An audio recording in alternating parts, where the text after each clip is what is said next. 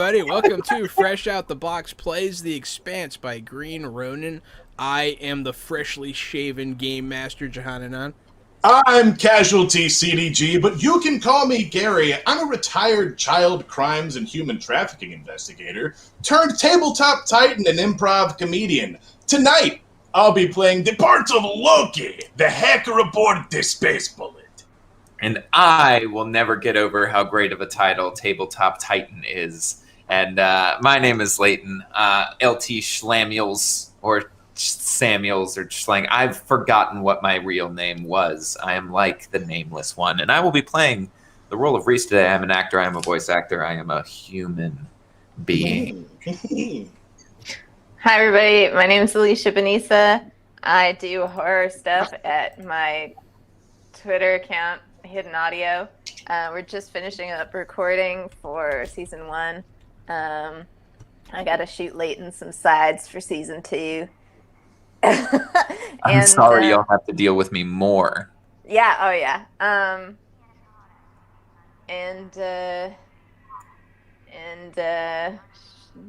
Okay, bye. I mean... Oh, that dismount. Go ahead, man. Nailed it!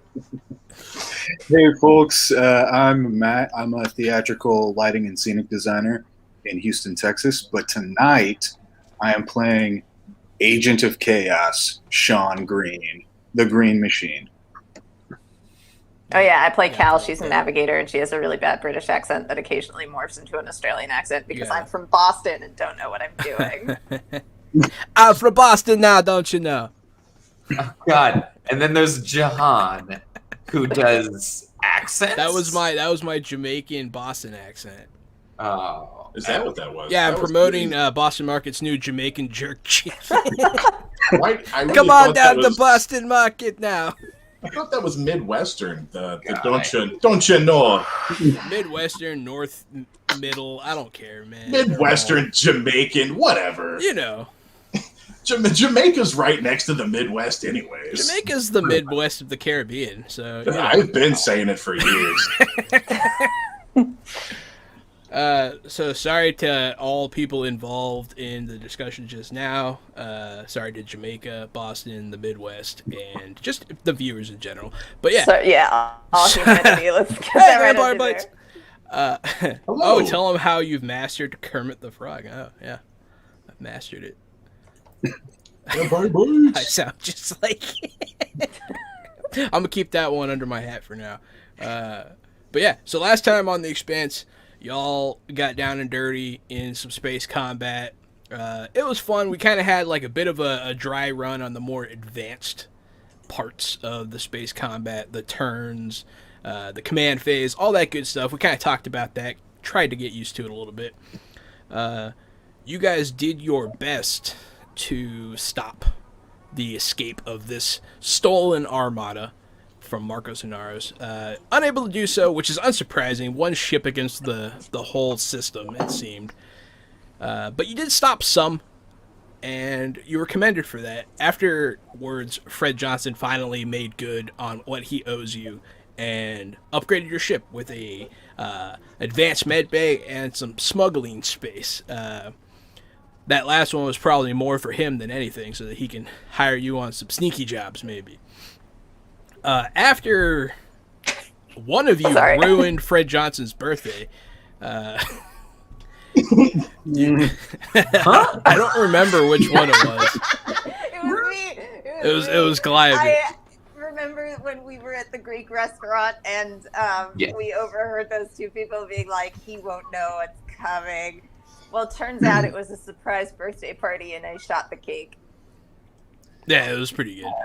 And then I tried to flirt with Fred Johnson, and a piece of skull fell out of my hair. Yeah, it did. It was really funny. I forgot about that. That was so basically, Calliope was just a complete disaster. Complete last week, disaster. Which was really funny to me. And you weren't drunk at all? Calliope? No, she was dead sober. Yeah. I was very upset that you weren't there to witness it. It was, yeah, we missed you last game, buddy. We were happy to have Kevin filling in. Yes, Kevin. Kevin is good people. Kevin's Happy birthday, Mr. Johnson. Bang, bang, bang, bang, bang, bang. No vampire bites. Thank you, Vampire Bite. I appreciate that. Yes, I did remove a length of hair. I'm glad people have noticed. My head's lighter now. I don't know. I'm not as hot. It's good stuff. But yeah, so you guys have been commissioned. You're much hotter. Yeah, thanks. I appreciate it. I actually do think I look better. Yeah. But Fred Johnson commissioned you guys to head on somewhat of a diplomatic mission to Ceres to just check where he stands with Anderson Dawes at this point after another Ceres resident, Zig, tried to commit an insurrection aboard Tycho Station. That's where you guys are now. You guys just got out of the, I believe, Lucky Dragon seafood restaurant in a gambling game in the back. As you exited the front door, Green and Kevin's character witness this kid just getting the shit kicked out of him by the Star Helix security company. They are very clearly violating this kid's rights. They're very clearly just beating him up because they want to. And Green and his buddy rush on in to go fuck those guys up. That is where we left off. That is where we'll pick up. Right. Green. I love it. Oh, Oh give yeah, me 1 Reese, second. you I'm can just- walk up anytime you were in the ship during the Okay, series so it's- parts. But Wait, was I also in the ship during the parts? Yeah. Okay, good. no, you That's were all. in the ship. I'm method. I only respond as myself. Oh, is that your voice, man? I was getting it so wrong. How do you find being a method actor is when you're playing a pilot and you don't have a ship and you don't go to space? I like to think he sits on his roof in a chair and No, just I- kind of goes wee. I take a lot of psychedelics and just go to space.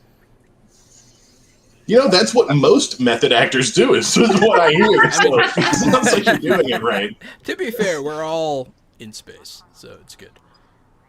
Oh, shit. Oh fuck! They hit Gary. Oh, no. We're on the mothership. I can feel the churn of the earth beneath my feet. No, Yeah. wait, turn. Where is it at? Oh, good. It's a 21. We're doing great.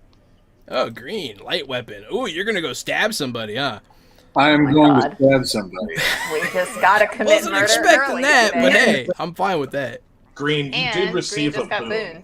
booned. Oh, I'm sorry. I'm sorry, Jahan. Did you just say to Matthew's face that you didn't expect his character to stab somebody? I that wasn't the outcome I was betting on. But I do have 3 branches in my flowchart for today. Normally, I only have 2. Hmm. So just Was FYI. stabbing one of? Yeah, stabbing was one of them. It wasn't the one I was betting on, but hey, here we are. Everyone got booned, so everybody gained a 14 point. Dope. Thank you, Vampire Bites. Thank you so much, Vampire Bites. Can we go over? Yes. Yes. Yes, you can. But yeah, so you're stabbing this guy. Let me pull up some stats here real quick. I have a card. I wrote it on an index card, so it'd be faster access here. That's funny. No, this is a cyberpunk card. My bad. Get that shit out of here. All right, I'll just pull it up. Yeah. Old-fashioned way.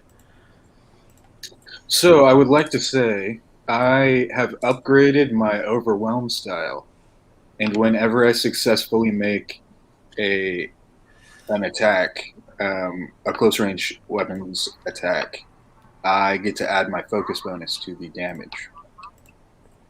Oh Nice. no, that's pretty fucked up. That's All right, so so cool. you do, in fact, you walk up behind. They're just kicking the shit out of this kid, being like, "You fucking dirty bitch!" Like they're just saying mean stuff, and you just walk up and shank one in the back, straight up. Your knife enters his body. Let me see how much you do here, buddy.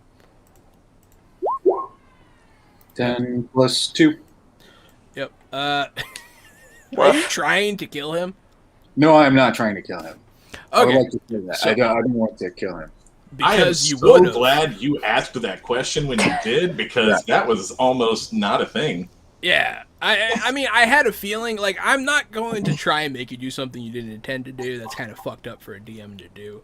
Be like, haha, you didn't say, haha. You know, that's kind of, I don't like that style. But so, you're going to walk up, and you're just going to hit him in the back of the head with the hilt of your knife. And he goes down. Like, his eyes just roll back in his head. Some blood streams down his face. He's down. That dude's down like a motherfucker.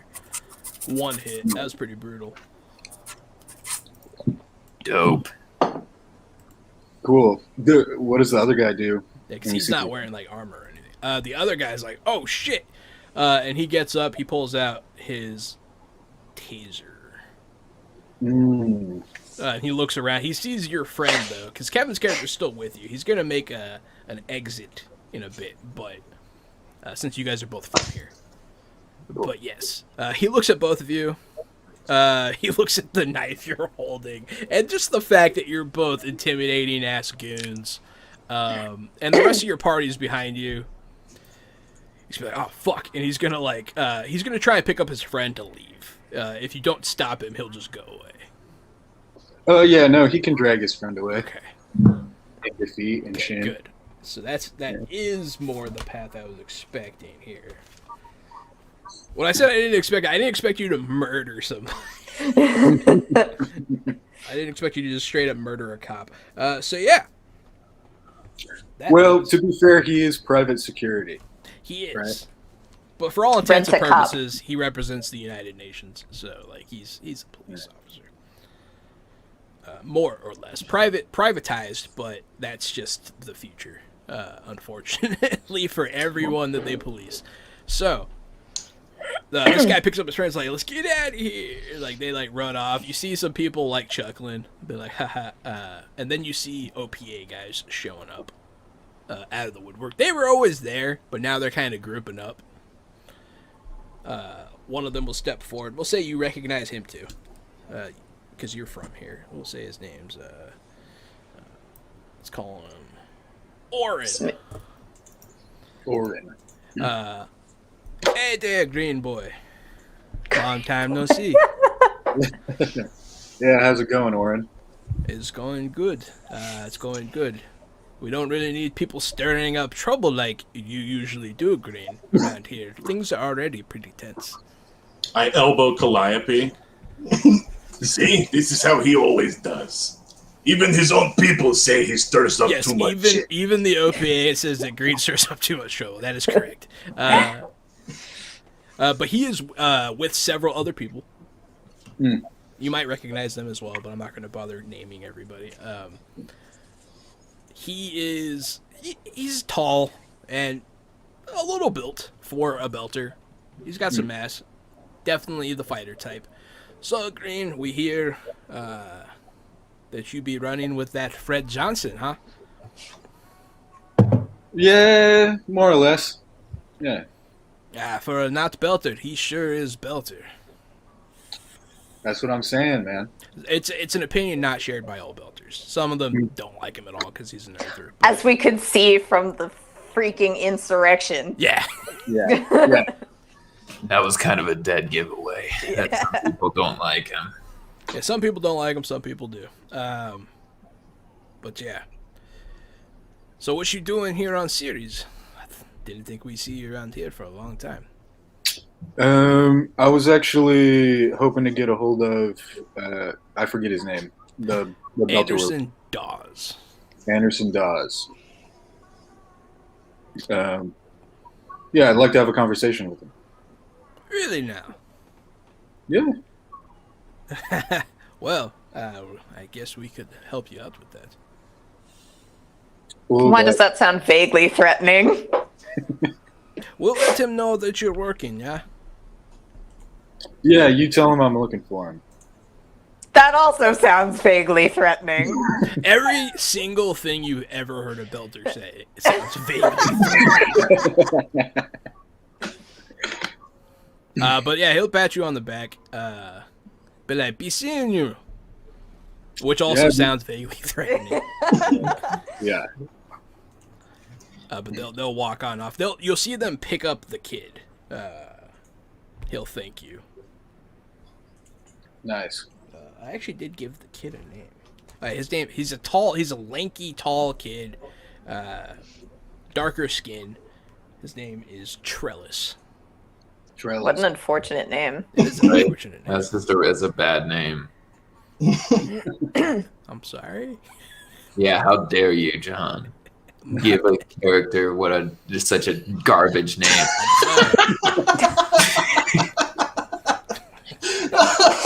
Oh, very good. Thank you, Lee.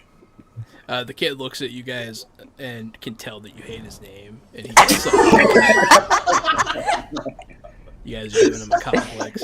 But yeah, he's like 16, 17. He's a photo flutters out of his pocket. It's of his grandmother, who was an actual tomato trellis. Oh, Jesus. But yeah, so Yeah, they should have named him that. Like, I mean, come on, he could have at least. Kidding. Sorry. they do. Yeah, they call him Tommy, short for tomato. His brother is Boy, called Tommy Arbor. Trellis. That's canon now. I'm gonna make that a thing. You want to write down his whole family name real quick? He has a sister named Arbor. His dad's name is Gazebo. Tom Trellis. That would be. You guys did that. You know what? I'm not mad at it. I'm cool with it. It's fine. So Trellis is the family name. Yeah, Trellis is the family name. So it's Gazebo Trellis. It got changed on Ellis Island. But yeah, Got changed on Trellis Island. to be fair, every male be fair. in my dad's side of the family spells their last name different because when they came here, they just went with whatever the guy that was signing the papers decided their name was spelt like. So. Yeah, my family, my grandfather, my great grandfather is the only Ziegelman in America. Because of that. That's funny. Yeah. No, I'm not gonna. What were you gonna say? Don't get us canceled, Reese. No, I'm not gonna. It was no. America's now I'm great, y'all. dying No, to America's know. great. What? America's great. Yeah. So, you guys, I'll remind you, you guys are in this. It's a small. All the tunnels are small. Everything's claustrophobic. People take residence in shipping containers, holes in the wall, just happenstantial voids in the rock. However, once upon a time, Tycho Engineering did something amazing to this place. They managed to cause it to spin. They put rockets on it, and they just made it spin. So it does have 0.3 gravity, Earth gravity, on the outside. In the inside, it gets a little wonky. But there is a mild amount of gravity here, I found out while I was researching series. So, True. last time you guys were trying to do certain things. I'm not sure what your itinerary is now. But let me know what you're doing. I wasn't expecting Green to just beat the shit out of that guy so easily. Yeah, I always expect Green to just beat the shit out of whoever's in front of him. That's why I tend to stay behind Green. That's where really I position myself. What does the crew of the Space Bullet want to do now? I don't really want to wait around for people to bring Anderson Dawes to us. No, in fact, I could have done my best to lay low. I did lay low that whole conversation. I didn't say or roll anything. I didn't want to get spotted. I would like to. I noticed. Probably, is Reese? Are you still on the ship, or did you catch up? I haven't caught up yet. We need to go rendezvous with Reese before we do anything else. I would like to get my hands on the communications array. Perhaps I could scramble incoming and outgoing messages to Sirius Station. It could be a valuable tool in our future. What does scrambling the communications do? Perhaps they will not be able to send messages or encrypt their messages. We'll have access to anything coming and going from the station, if things work the way that they should. Just for a sense of scale, I feel like I should iterate that the population of Ceres is 6 million permanent residents, 1 million transient, and they have anywhere between 800 to 1,000 ships in their harbor at any time. It's a very large place. Yeah, it's straight up like the size of Houston. Yeah, it's Wow. a big ass station. It's considered a dwarf planet, so that's how big it's pretty big. Damn. Your mama's so fat, she's considered a dwarf planet. Dang! Holy shit! Good to have you back. This is why y'all missed me. That right there was worth it all alone, man. We could cut the stream now. That was Your hot. mama's so fat, the heart on Pluto's from her butt. Damn!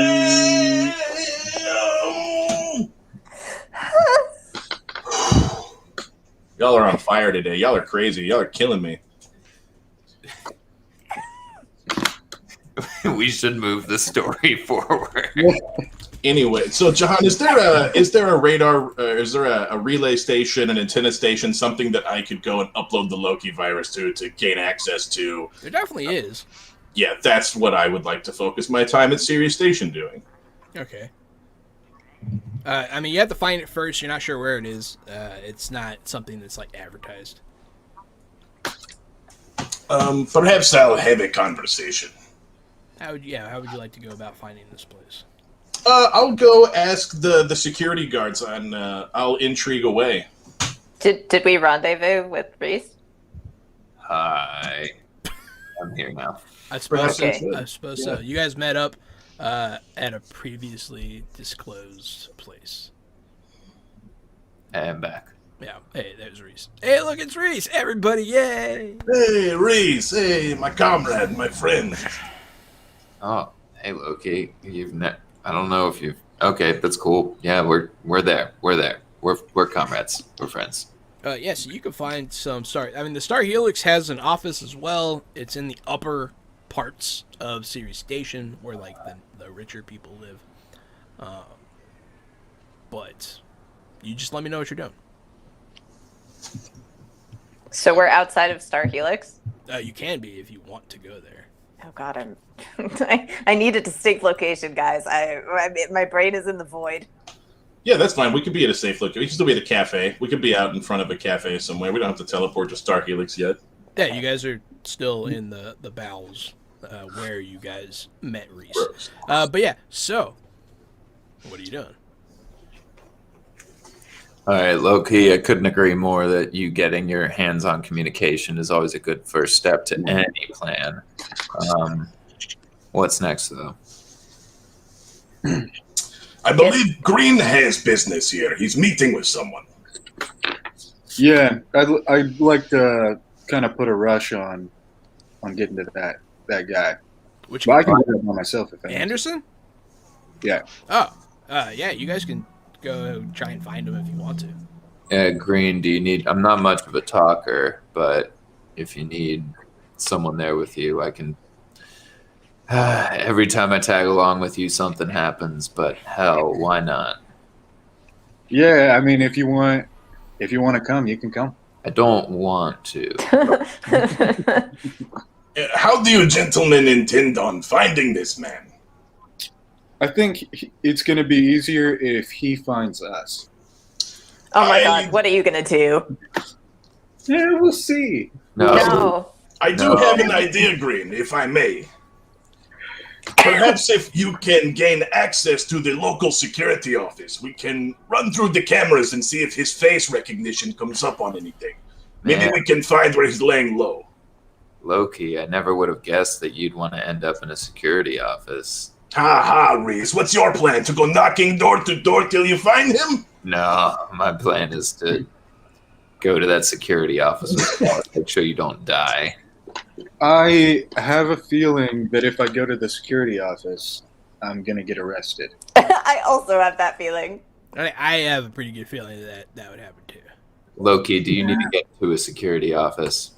I believe we have an extra security outfit, a uniform.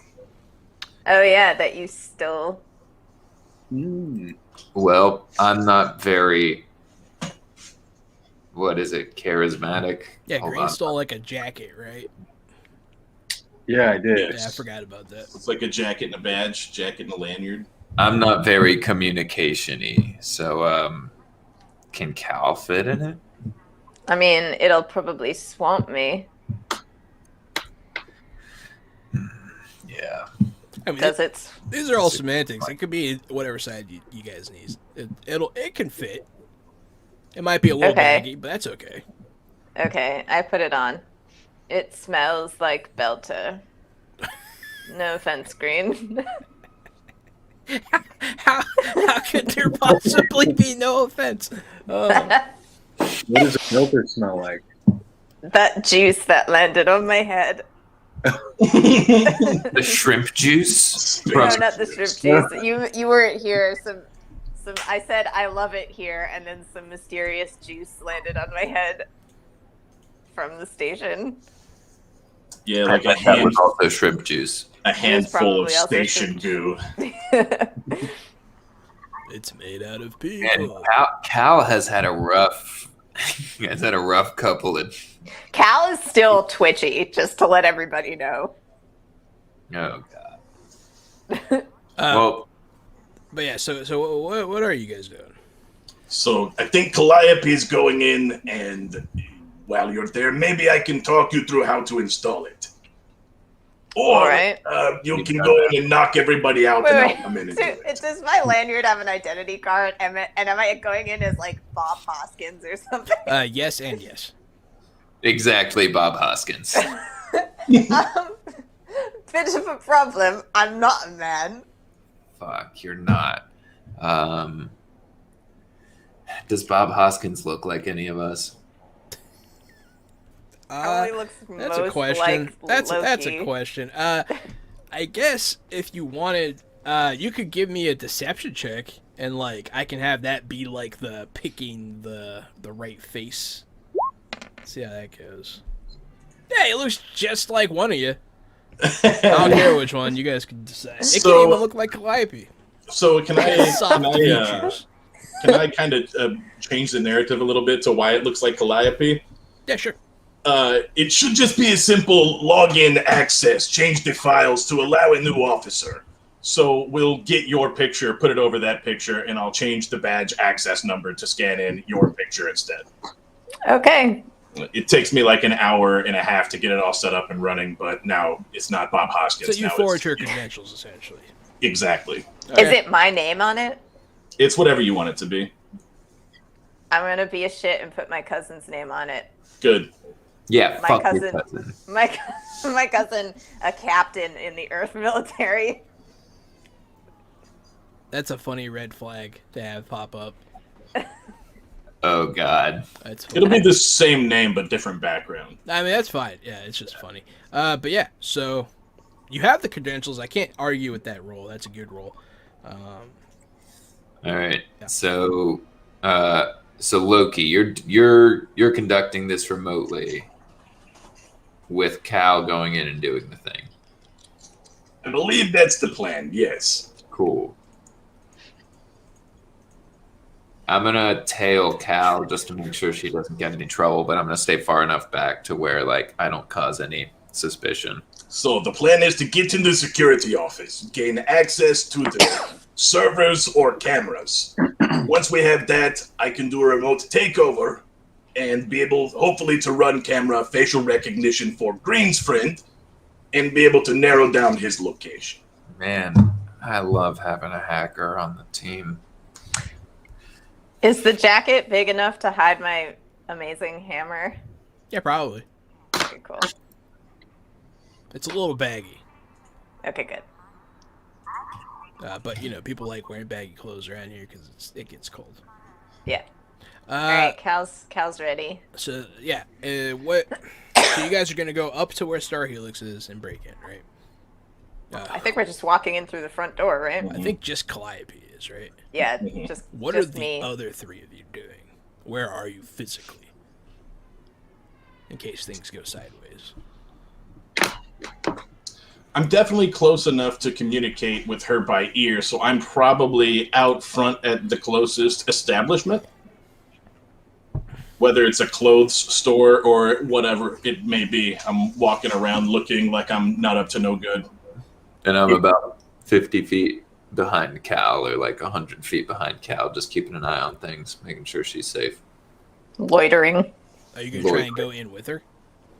Not in the security office, absolutely not. No. Okay. I'll be outside the security office. So when you guys get up to the upper area, it's nicer. It's wider. The air smells better. You guys notice that in the middle of the walkways, which are at least twice as big as the ones down below, there are benches sitting up against these walls of plants that are meant to improve air quality. And that's just kind of the general vibe. Everything's like nice and clean and white up here. And you see, people, families. There's even like a little like pseudo park that you can see an entrance to not that far away that has like a fake sky dome that's meant to like alleviate space madness. And then also there's just so you have the full, there are multi-tiered apartment buildings on either side of the street. And there's the odd business here and there, whether it be a cafe or, a general supply store, that kind of thing. But they're like balconies. There's all kinds of stuff around here. Okay. And then there's the Star Helix offices, which are multi-floored. A lot of the walls are completely see-through in there. Whenever you do walk in, there's lots of people around. There's lots of security forces. You can see in the captain's office, if they allow it, like they can turn on and off the opacity of the walls. It's a packed place and the security's tight. But yes, so that's the situation. Where are you, Green? Yeah, that's a good question. Not too close, that's for sure. Hey, I know you. You're coming with me. Yeah, I mean, if you can see through the walls and everything, they're gonna spot me in a second. Is it? Yeah, you know what? Well, how intense is the gravity here? Like, if I was to jump here, off, it's 0.3. So you can jump higher. You fall softer. Cool. Then yeah, I'll hold up on like a balcony nearby. Okay, you're leaned up on a balcony outside someone's apartment. Yeah. No problem. That happens. But yeah, so go ahead and let me know your approach, Calliope. Yeah, I'm just gonna walk through the front door like nothing's doing and swipe my badge. All right, there'll be like someone sitting at a desk. There's not like a check-in point, but there's just like one of those round desks with some flat foot behind the counter. They'll barely look up at you. A lot of people come in and out of here, so yeah, you swipe your badge.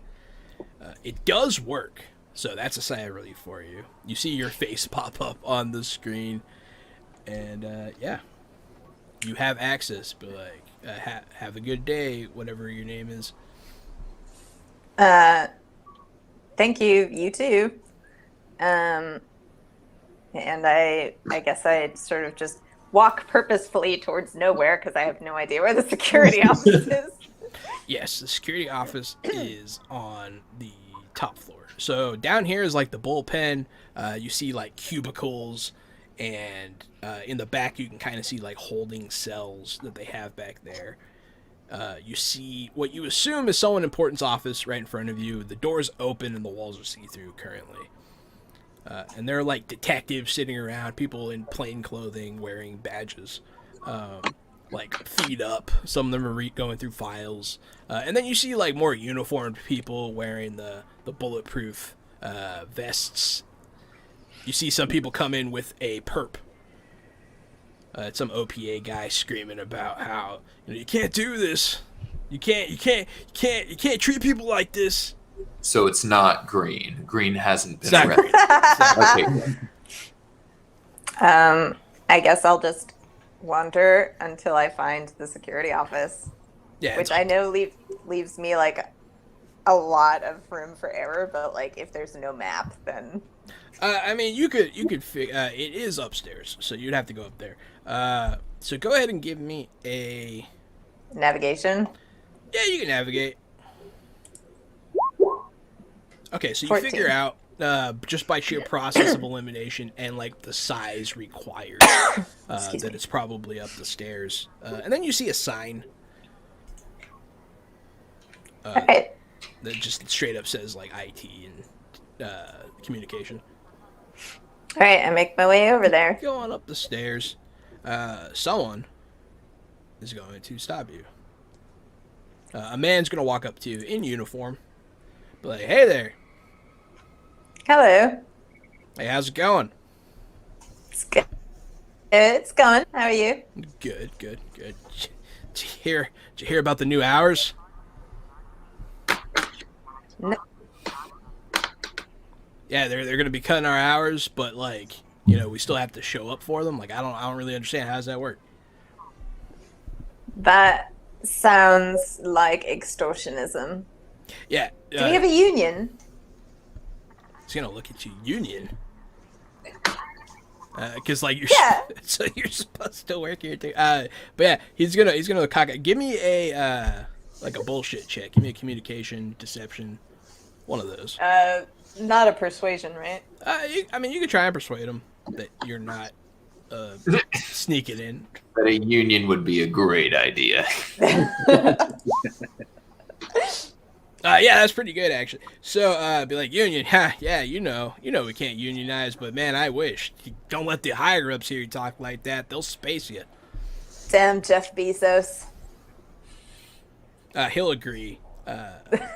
He'll ignore the anachronism. He'll we'll say that you say Mao, who is the current day Jeff Bezos. But yeah, be like, yeah, that fucking Mao, his corporation, putting us out here in the belt. It stinks out here, you know? It does stink out here. You know, some weird juice fell on my head today. This whole place is full of weird juice. Yeah.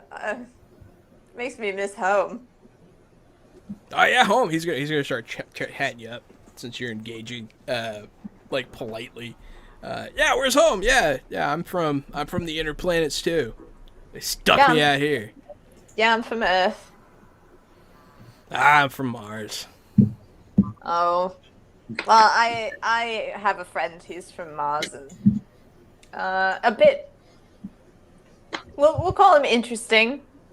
Call him interesting. Be polite. Call him interesting. I think she's talking about you, Loki. Yeah, I'll imagine that you guys can hear this, or at least no way. one of you can.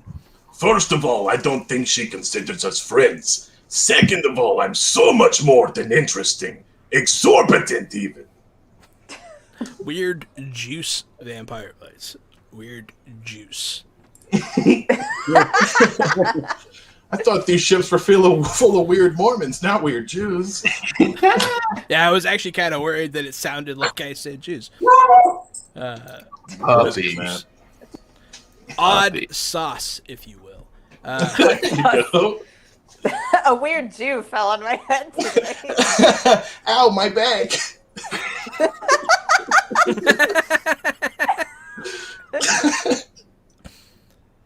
The weird Jew is more hurt than you are. You have to help him up.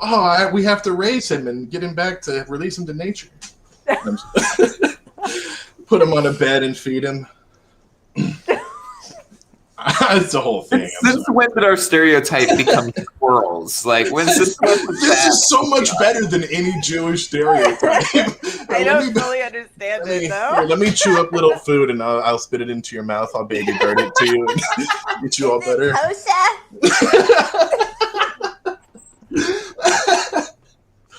Wait, hold on, go on a second. I'll go by. I'll make sure I get Hebrew nationals before I baby bird you, Leighton.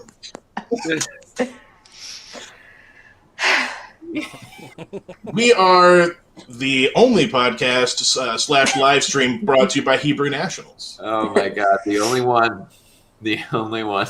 Hebrew Nationals, uncircumcised your hot dogs.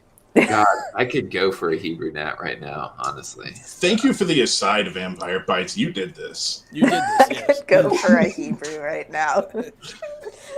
Just one whole ass Hebrew. Give me one of them. Good times, great oldies. But yes. So, anyways, Felicia, Alicia. What? Dang. I was looking at what Together? I was looking at what Vampire Bites wrote. He wrote facetious, and then I tried to say Alicia, and it just came out Felicia. But yes, this guy's talking to you, chatting you up. But obviously, you don't want to continue. I mean, maybe you do. Maybe you do want to continue the conversation. How long do you talk to this guy? Basically, as long as it takes. I mean, I'm just trying to like have it be as natural as possible so that he doesn't suspect anything weird about me. Okay. Yeah, I mean, your role was good, so the conversation happens pretty much more or less. You lead it properly, and you're like, okay, bye. You make it up the stairs. But yeah, I wanted to throw someone in your path here. Yes, but yeah, you get upstairs, and then it's kind of like warmer up here. You can like feel the servers and the machinery up here. So, and you look around, it's all like the middle part is all like boxed in with like these cubicles, but it's like one giant cubicle, and you can kind of see like machines and stuff. So, my goal is to, what do I have, like a flash drive or something? Yes. Okay. And I'm putting it where? You're trying to get it into like the central consoles. Which And that's- honestly, as long as you got to a server, it could work. Which they are there. You're in like the server area, kind of similar to where you were on what do you call it? That Ganymede. Kind of There you similar to go. like what you done at Ganymede. Okay. So it could work with a server, but we don't know for sure. Or I mean, it'd probably work. okay. You never I know guess for sure, that's. though. I guess I'll head into a server. Head towards a server. Okay, so there are people around, and you're not supposed to technically, because you're in uniform as like a detective. You're not really an IT person, so you're gonna need to sneak. So go ahead and give me some sneaky sneaks. Some sneaky sneaks. Oh, I think I have a talent for this. I do. Okay. If that's not enough, I'm going to re-roll because that's what my scouting talent can There do. goes the churn. Oof. Yeah, no, that's pretty good. So Okay. let me see. I'm gonna say that there's one person that's like actively walking around, just checking shit out, making sure everything's kosher. So I'll actually have an active roll against you. That's not good enough. You need to roll better than 2 1s to beat a 12. That's just math. So, yeah, no, you do a good job. You see someone coming that's kind of walking around. He's not like actively like guarding, but he is looking around to make sure everything's cool. You duck into a cubicle. That happens to be empty. You get kind of lucky on that one. You wait for him to go past. You sneak. You crouch down. You walk, and you go to the server area. You see them through the wall, through the glass, and there's no one in there. You time it like just as somebody's walking out, and you can get in there. Okay. I go in. Yeah, it's just servers. You can see the spot you need to plug into, and then Loki has to take it from there. Okay. I go and plug it in. Absolutely. So at this point, Loki, you now have remote access. You see that the USB is plugged in. Perfect. So now you got to give me that hack check. Clickety, clickety, clickety, clickety, click. I love that they're still using USBs at this point. I've rolled a 15 with 1 stunt point. They're not primary sources, but yes, they still use them. They We are. all got booned again. Yeah, everybody got booned. Leighton, you ever think that maybe it's just a different shaped universal serial bus? Probably. Bus. There's no reason to go back to discs. No. Bring back the floppy. Bring back the laser disc. But yeah, so that is good enough. I was kind of hoping you're gonna fail this one, because then Calliope's the one that has to get away, which is really funny to me. But no, you do manage to upload something. Your program does go in, but you don't gain instant access. Your program's just kind of laying there. Should I, shall I fortune points? Is that a thing that I'm allowed to do? You can always do that, yeah. Yeah, I would like to do that if that's a thing. Next level's 2. I spin 2. So we did also, everybody received a second boon from Vampire Bites a few moments ago. It was their apology for the aside. Man, Vampire Bites should drive us off the rails more often. I love it. These are the kinds of things that happen during improv, yes. But yeah, so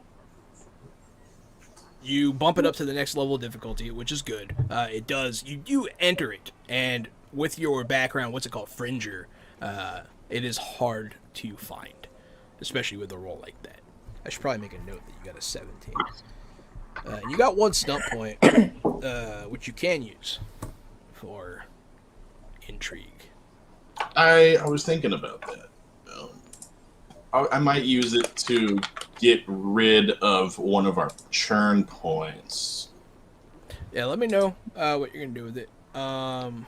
Also, yes. I found a really good image reference, or like a really good class of image references for like the yucky parts of or basically just the whole station. I don't know if you guys know what the Kowloon Walled City is. It was this unregulated city in British Hong Kong that was torn down in the 80s, and it's like, you got to look up.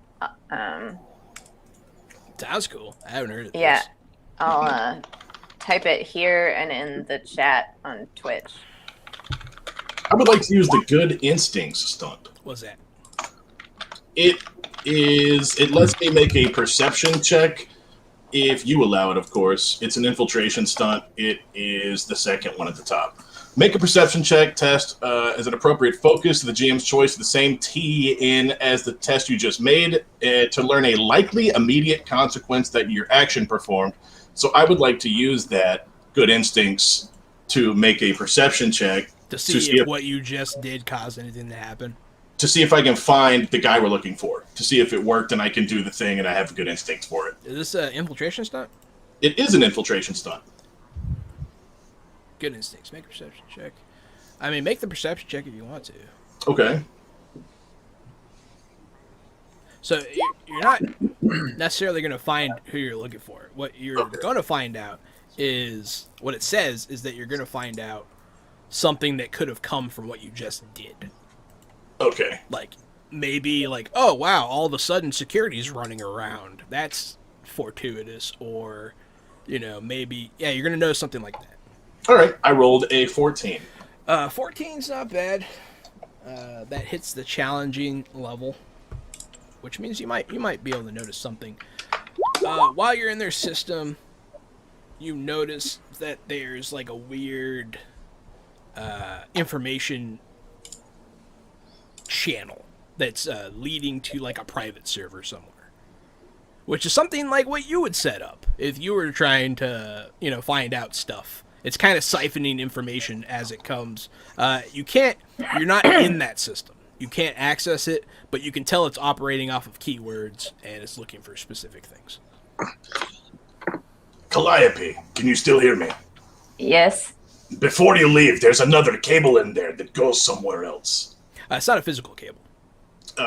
Never mind. It's she would have to gain better access to the computers, essentially. Or you would just have to hack in deeper now that you know this information. You know? But I might be able to do it from here. You might be able to do it from here. Okay. Everything seems perfect on my side. You can make your escape when you're ready. Okay, I take the USB drive and leave. Okay. Go ahead. You're sneaking out now. Go ahead and give me a sneaky sneak. Sneaky things. Okay, I might have to re-roll that one. You technically can't reroll. You can only add fortune to it. If you're scouting, so I have scouting. Oh, you talent. have scouting. Yeah. And that just means you can I've never reroll. had to use it before. Yeah. That's pretty cool. Yeah, but I have to keep the results of the second roll. I can't do anything to it. Yeah, let's see how this goes if you want to. Is the 11 not good enough? There's a guy coming. You Mm. don't know the result quite yet. Okay. 11's not the best. Yeah. Okay. Good. There you go. 14 is better. That's pretty good.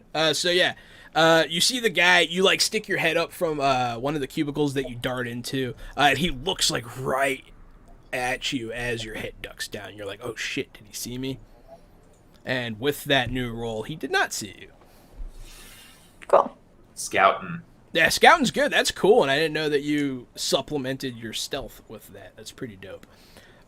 Did you become a master of scouting? Is that what happened? She added a whole No, new... that's a novice talent. I have that since the beginning. Wow.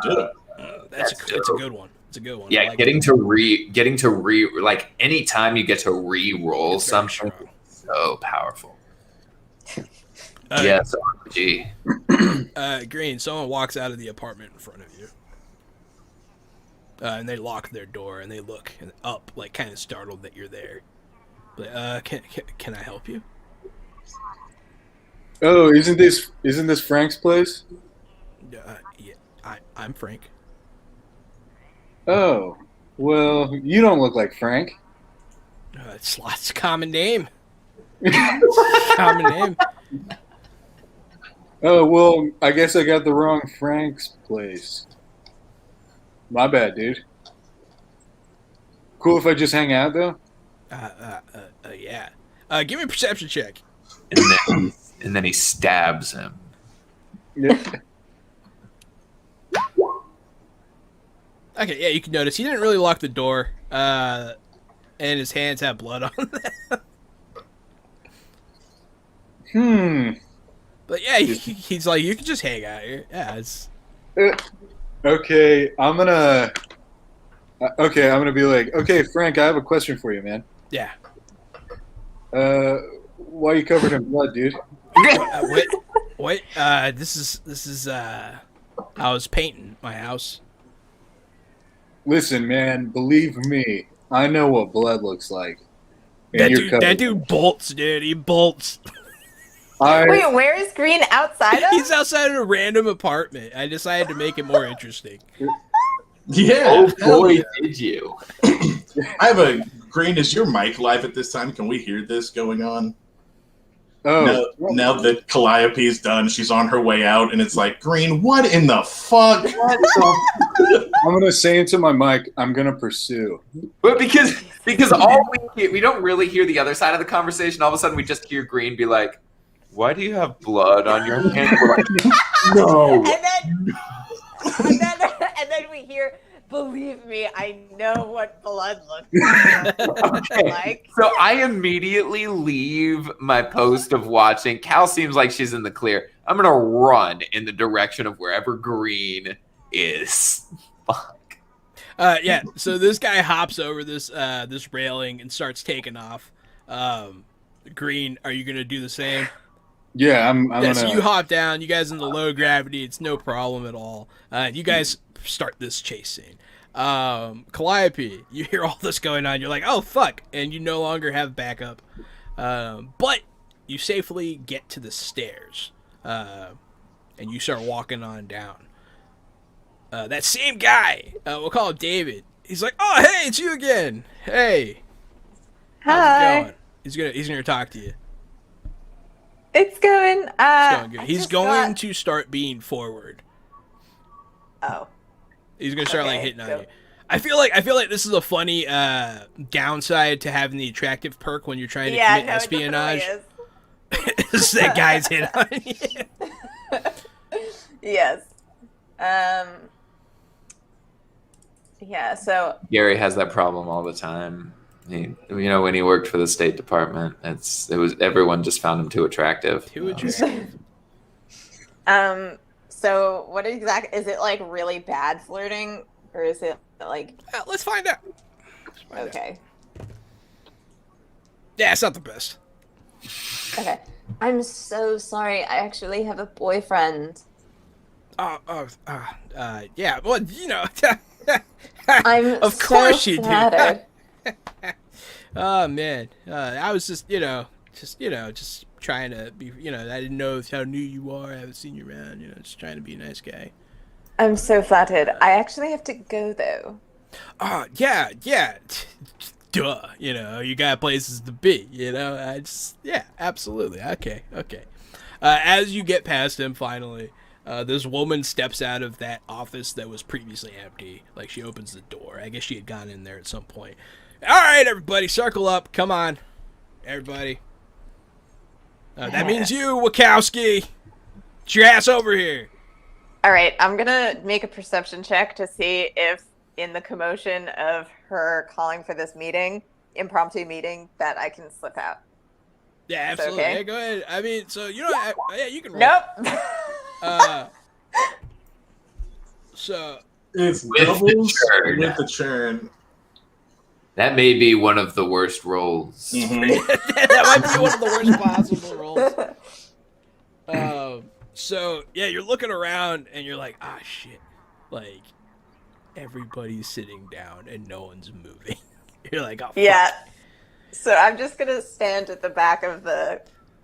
Yeah, you're like stuck in this meeting now, and it's Yeah, really I am. funny. I don't know why that makes me happy, but it does. It's like really. I mean, it's like really funny because I love those scenes in like comedy action movies where like half the team is doing something really scary or like exciting, and then you cut to the other half of the team, and it's like they're in it stuck in an elevator, like with elevator music going. Yeah, it's a what do you call it? It's like a 21st century, like Dungeons and Dragons trap. You've been trapped in a meeting. Your Uber driver's late. But yeah, so you guys, so we're gonna cut back to you guys. I know Reese. So Reese, from your vantage point, you see Green and this guy hop over this balcony and start running. You can see that. Loki, you're not that far off. You're kind of ahead towards where they're running. Just because of your general layout. But yeah, so this is what happening. Just let me know what you're doing. I know Green. I know what you're doing. Chasing the guy. But Reese and Loki, what are you doing during this nonsense? Oh This gosh. malarkey. Now I'm kind of caught in between because I know that Cal is stuck, but I also know that Green is pursuing a strange She is stuck, but she's not stuck in like a dangerous way. She just has to listen to the 401k update. And then some policy changes that could affect her and her family. You never know. Yeah. I'm just, you know what? This is the first time I'm ever going to say this. I might regret saying it, and I might never say it again, but I'm going to trust Green and just ask him, hey, you're pursuing someone. Where should I go to help? Can I assume I have like knowledge of Yeah, of you the grew up layout? here. You know exactly where you are. Cool. Then I'm gonna try to direct Reese into a place to cut him off. Okay. Yeah, wherever that would be. Yeah, absolutely. Yeah, you'll direct and be like, hey, go by down the alley, buy Cheezers. I'll meet you there. Cool. All right, Green, if you're calling the shots, let me know where to go to. If you can't get out by Cheezers, I'll block the other path. Sweet. Yeah, because I'll Loki's close actually my- ahead. Yeah. I'll Loki- close my laptop and get up and walk out instead of running like a jackass and jumping off a balcony. And I'm gonna be like, remember, his name's Frank. If you need to get his attention.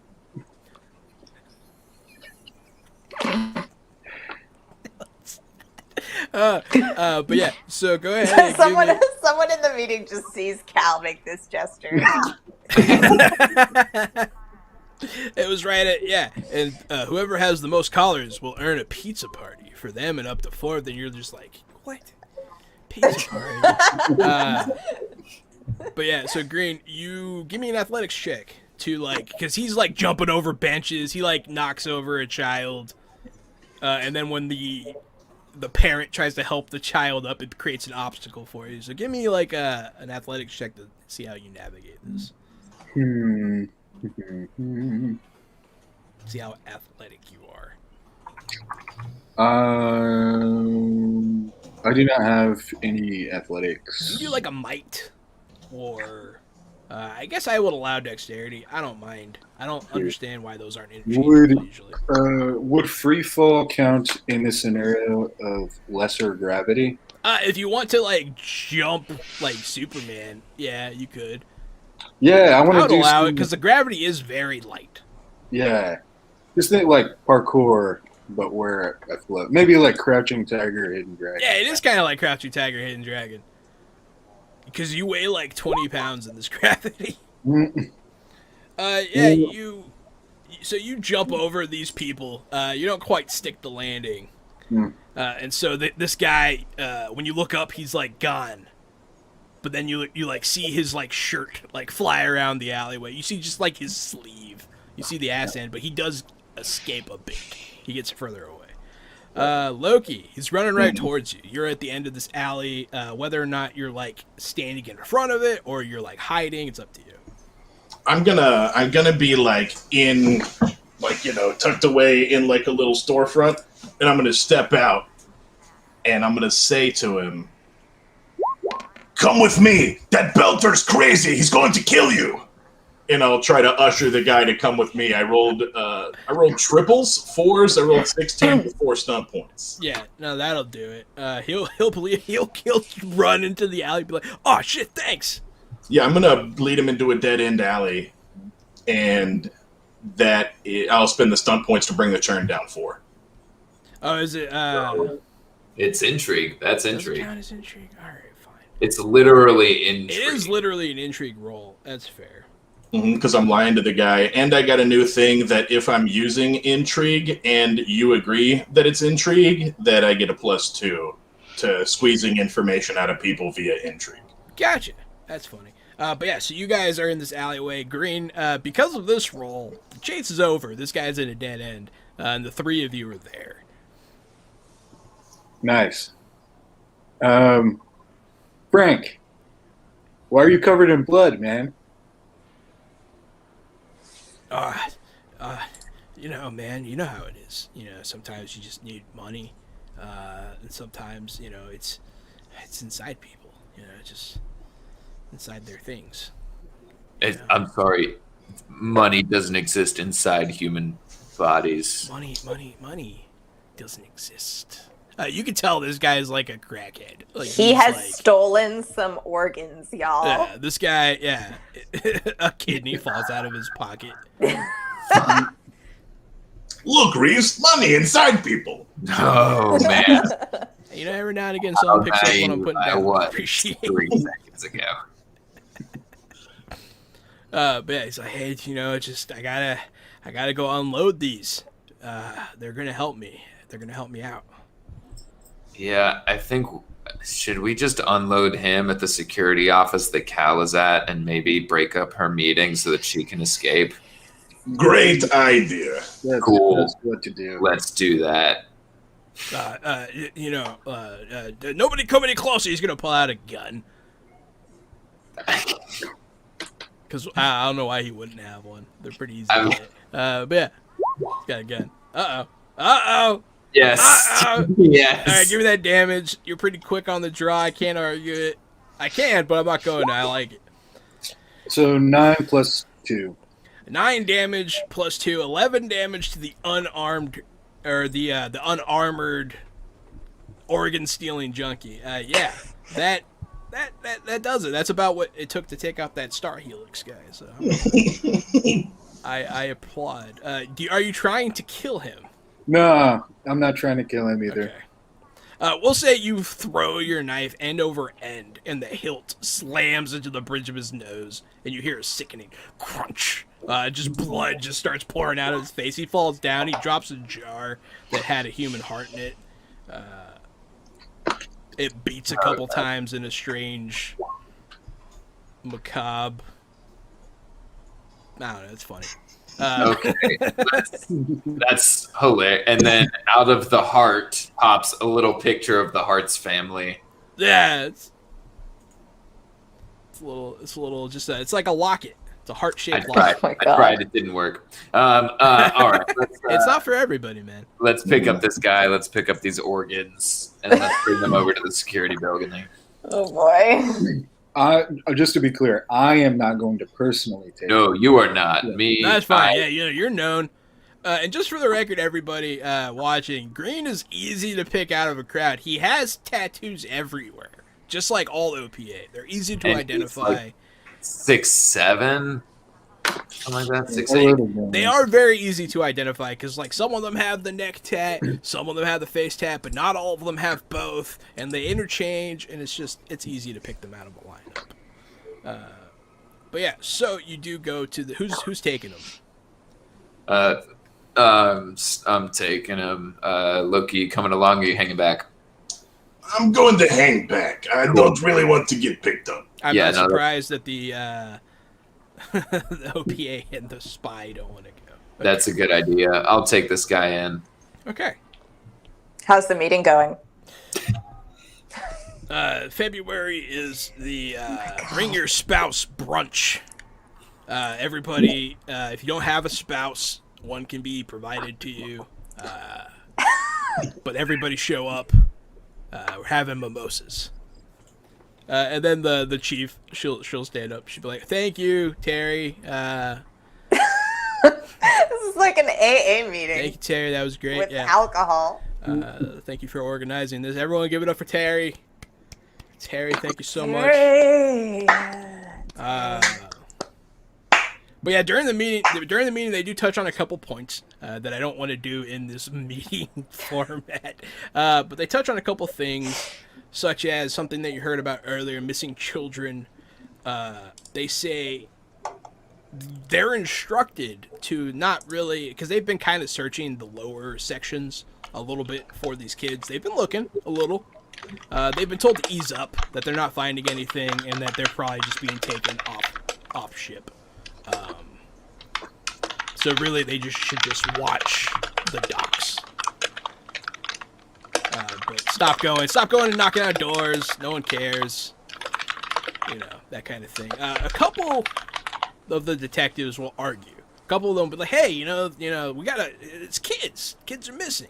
I don't care if some of them actually do speak up and say something. People get uppity about children, rightfully so. But she's not hearing any of it. Any of you found going down there and sticking your nose where it doesn't belong without backup?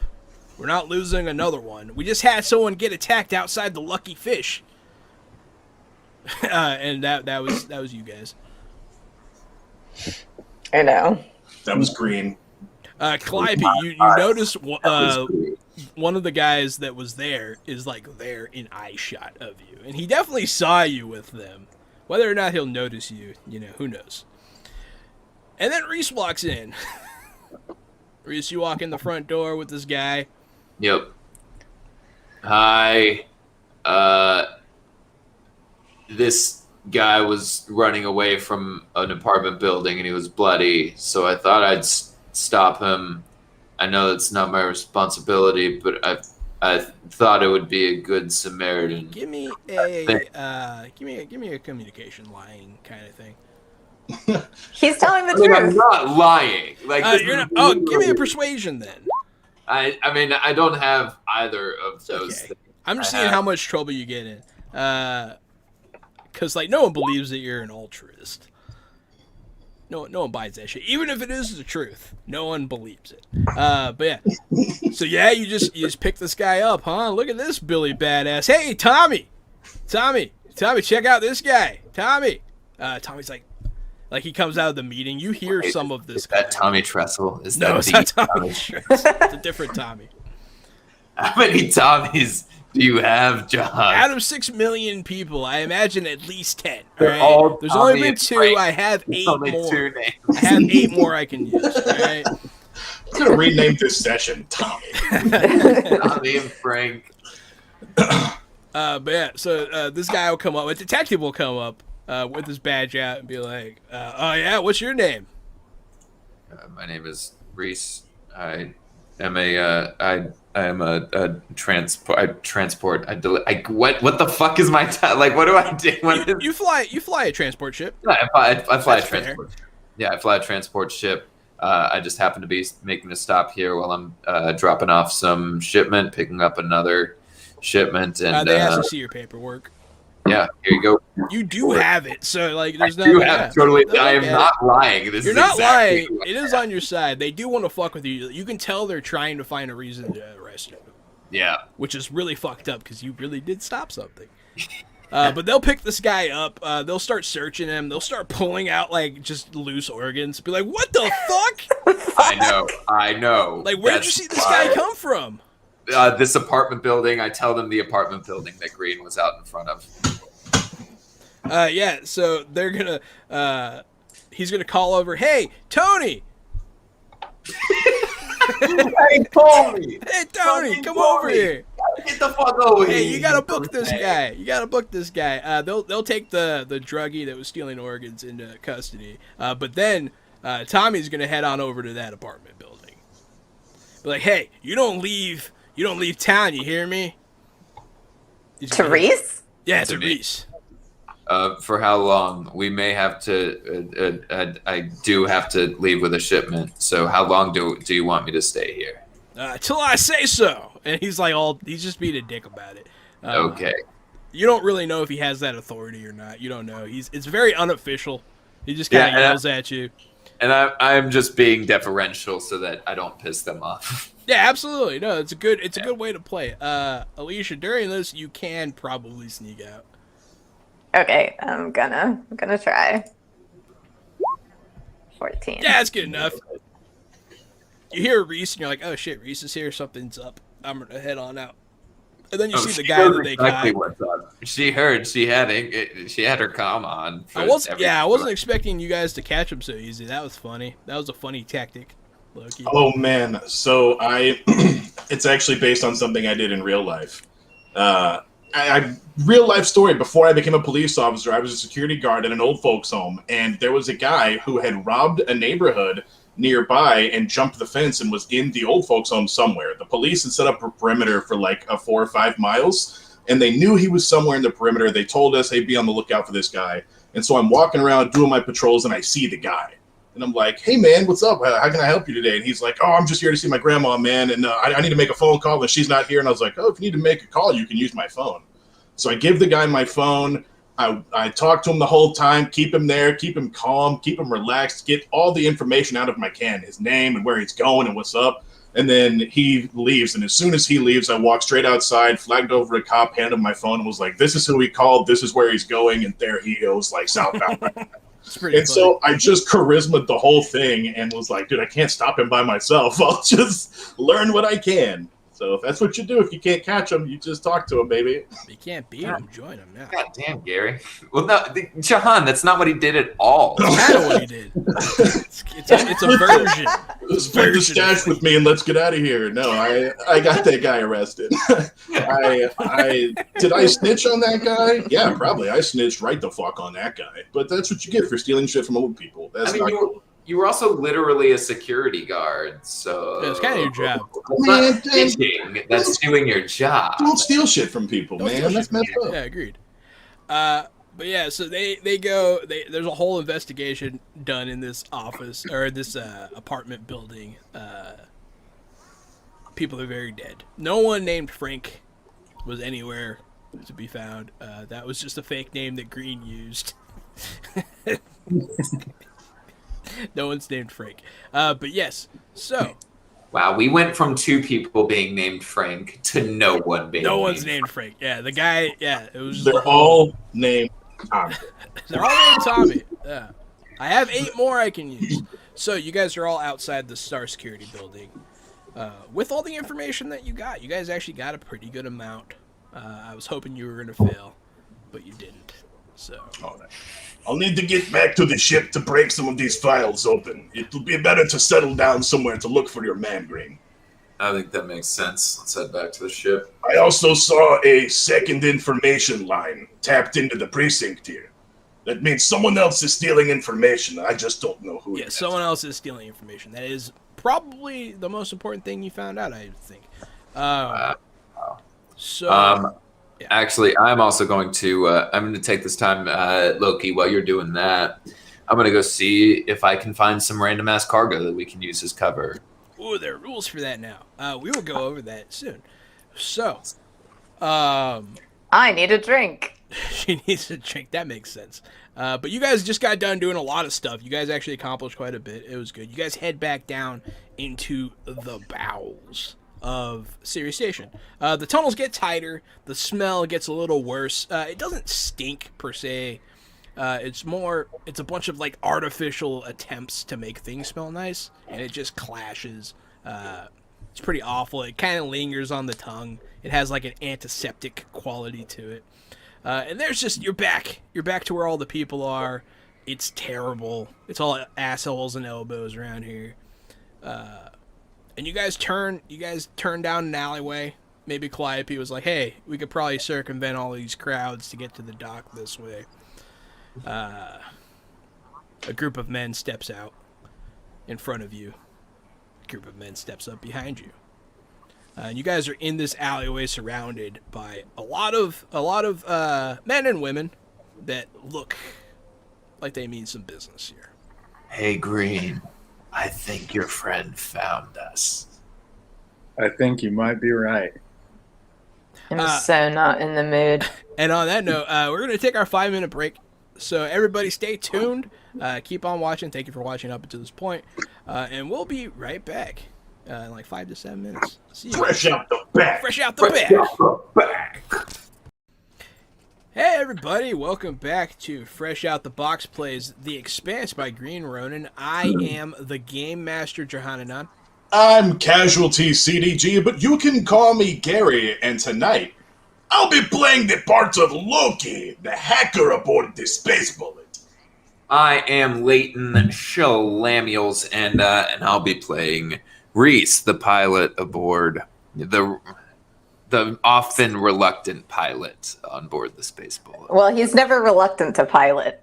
Never reluctant to pilot. Always reluctant to stop piloting. To do literally anything else. Anything else.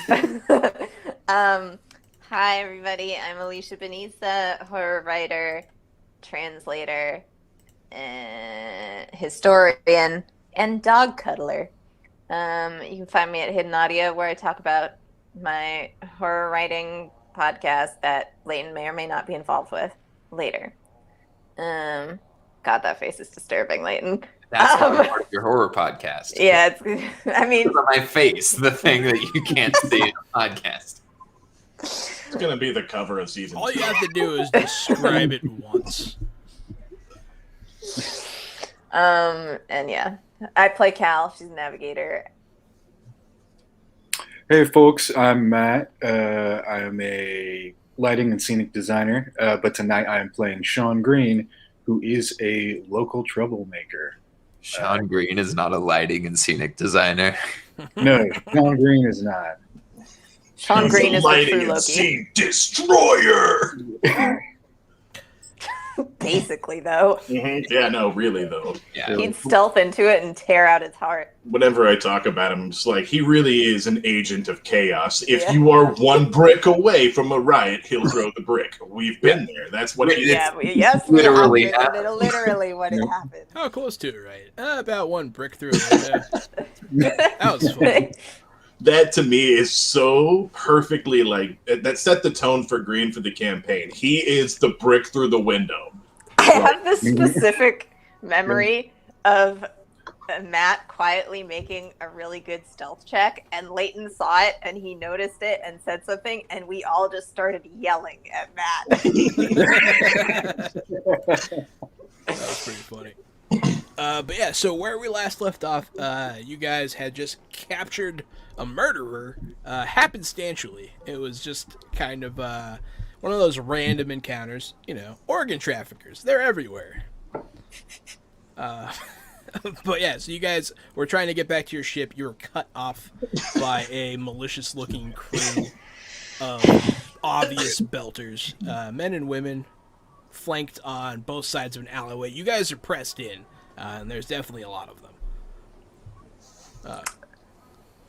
They block your guys. They bar your passage. I think Cal is just kind of pissy. She's like, "Can we fucking help you?" Which is exactly how I would react in that situation. You actually say it that way? Yeah, That's no, fine. I actually have said it before when cornered by people. Absolutely. And then they backed off because apparently I'm intimidating and I'm 5'2". One of them will step up and be like, "Oh, this one's got some spice." I'll show you fucking spice. No, that one's me. That's not Cal. That's not Cal. That one's just Cal. Be like, a handful of this one. The rest of you, anybody, just her, huh? Hey, Green. Okay. I'm not with them.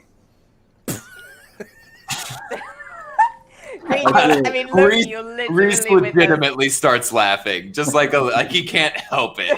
The guy, that was when the guy asked, really, no one else is going to try? That was my try. I'm not with them.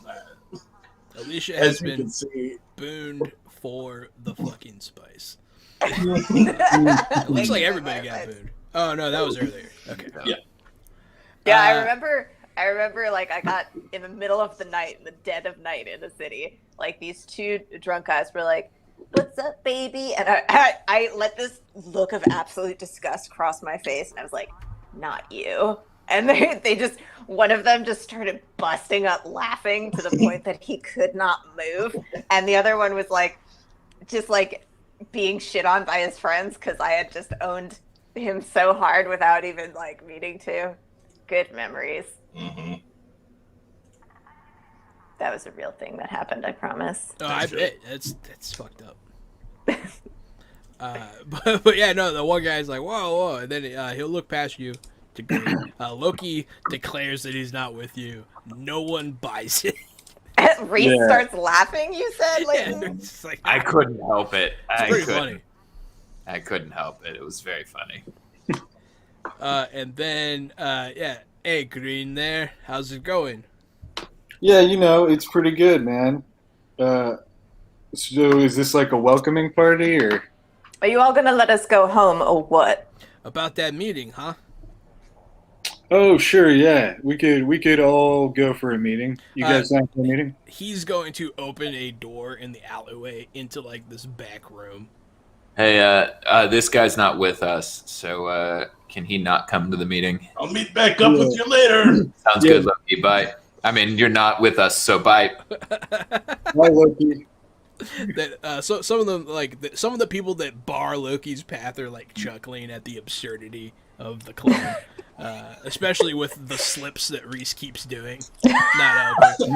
I'm gonna What? hold Hey, Loki said, "See you later." Like, I mean, come on. I'm gonna go hold the door, so like signal everybody else in, like I'm gonna be the last one in, and just see if these guys will. They do not bite. No, everyone's pushed in here. I didn't think so. Worth a try. Worth a try.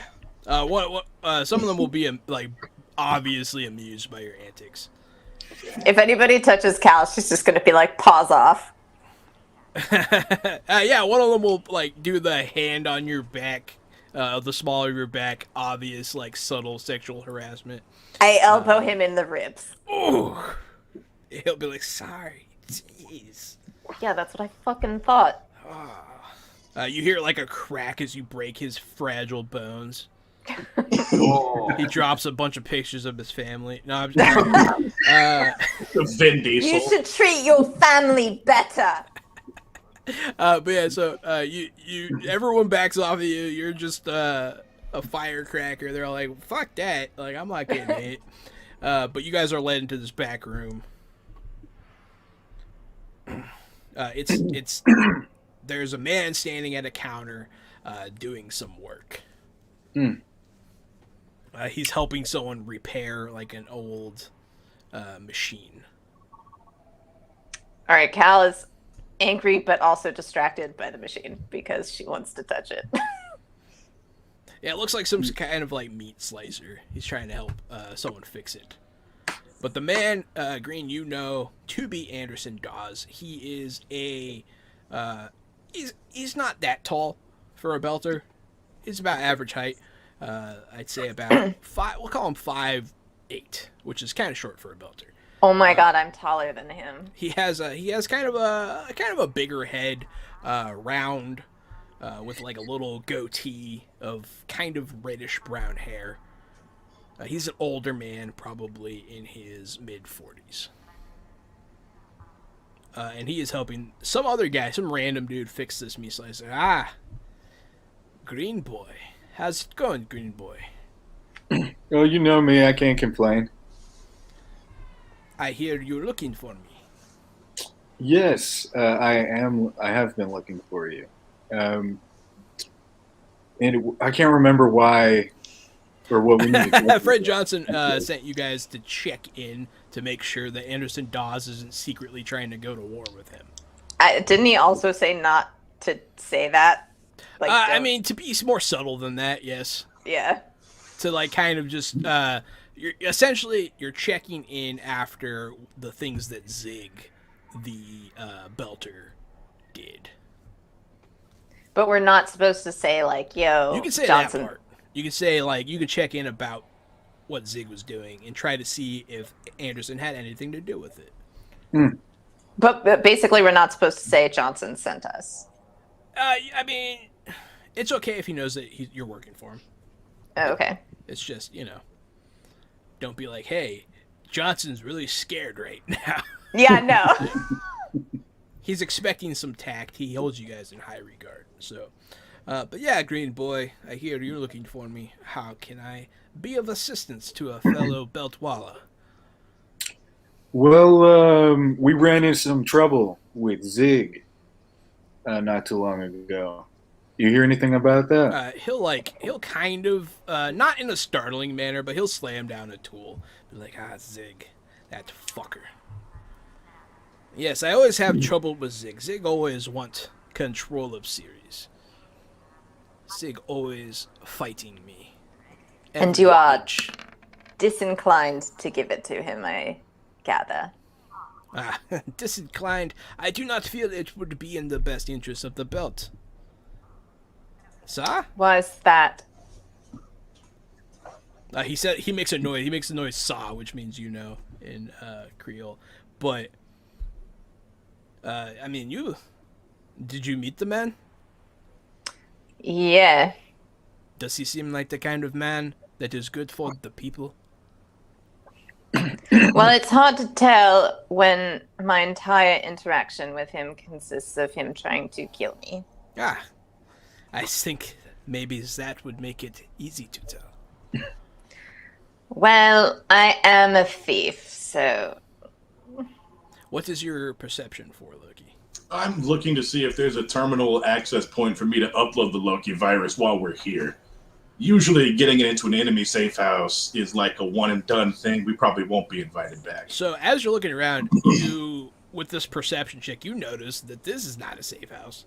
This is the back of someone's business, and it doesn't seem to have any of the telltale signs of being... Like, there's not, like, a stash of weapons. You don't see secret doors. Nothing like that. It's very strange. It strikes you as odd. But with that perception check, you can kind of tell what's going on here. This man is literally in some random dude's business helping him fix a meat slicer. All right. To, like, seemingly be a good dude. Yeah, so that's exactly what I was trying to check out was spy stuff, and turns out he's fixing the meat slicer. He's fixing the meat slicer. Yeah, no, that's one of my favorite parts about his character in the show, is that, like, anytime they talk to him, he's, like, working on the docks, or, like, helping people. Like, he's doing shit. Like, he's a hands-on kind of leader, and I always enjoyed that. But yeah, so you look around, you're like, oh shit, this is weird. Like, it's weird. Oh, hey, that's Moriarty. It is Moriarty. Yes, it is Moriarty. Jared Harris is great.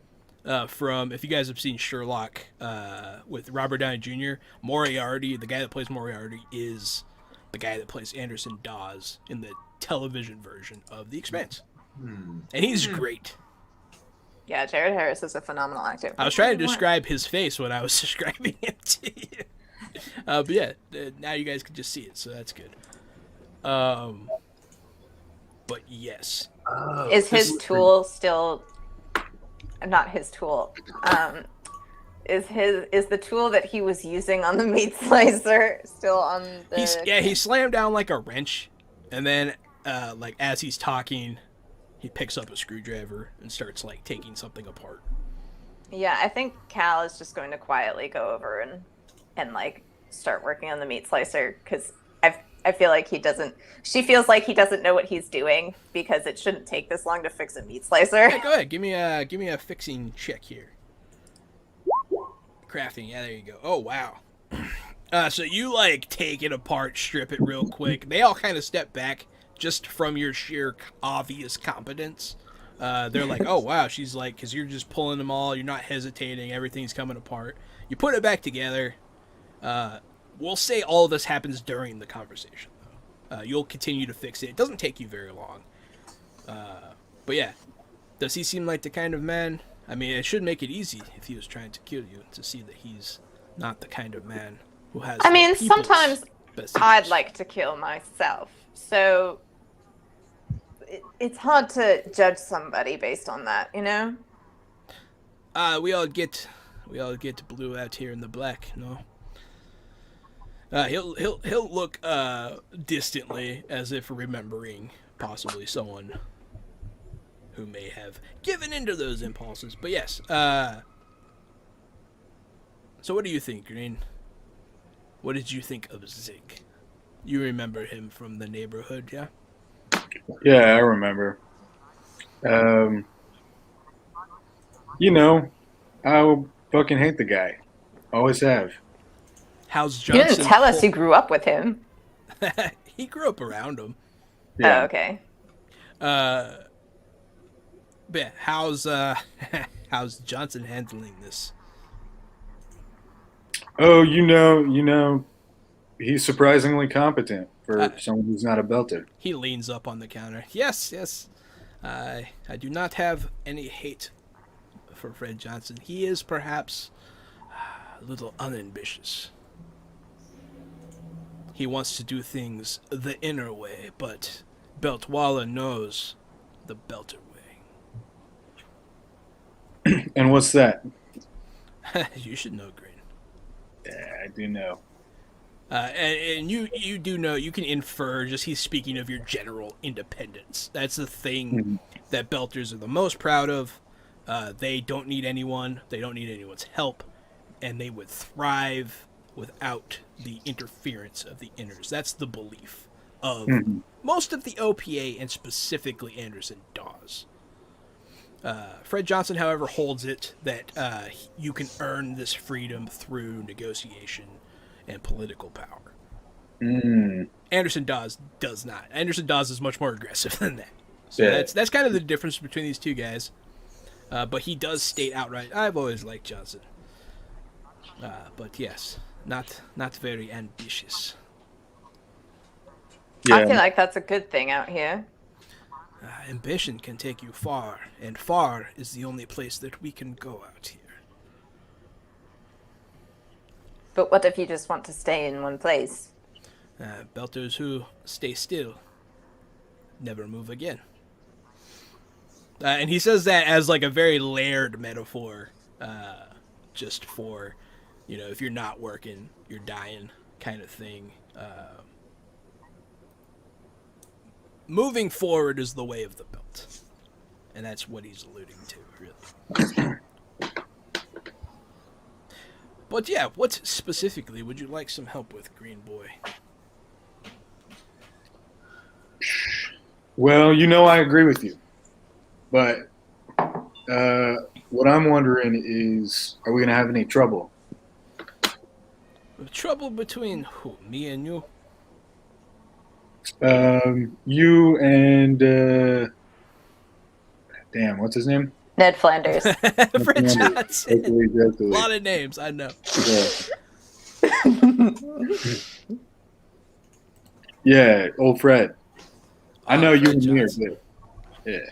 No, the business between Zig and Tycho is unfortunate. I understand that Inners died, but I also understand that Belter blood was spilt. And that is not something that is good for our people. We are one family, you know. Are you sure? Have you heard about Marcus Inaris and his little army? He'll kind of like, you'll see him shift. He'll physically shift. A visual, like, what do you call it? Tick. He'll move. He'll shift his weight to another foot. And he will purposely not look at you. She sort of smiles meanly at him because she's got to, like... What about Marcus Inaros? Did you hear about his little army? How could I not hear about what Marcos Inaros has done? Do you know where they went? If I knew where he went, it's where I would be. You want to join him? Marcos Inaros is a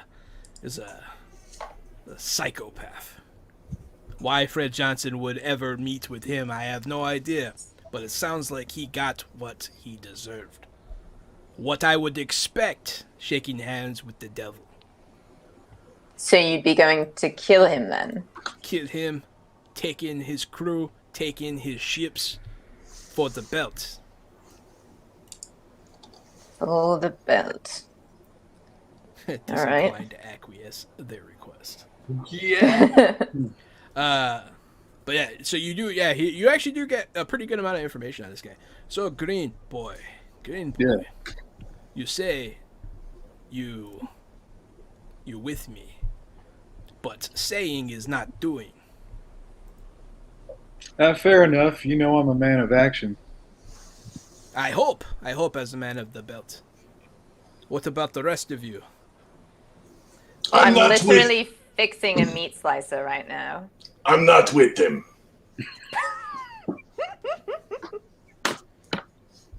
Yes, not with you. He'll look at you, just kind of confused by the notion of you trying to distance yourself from people you're obviously with. Reese, do you say anything?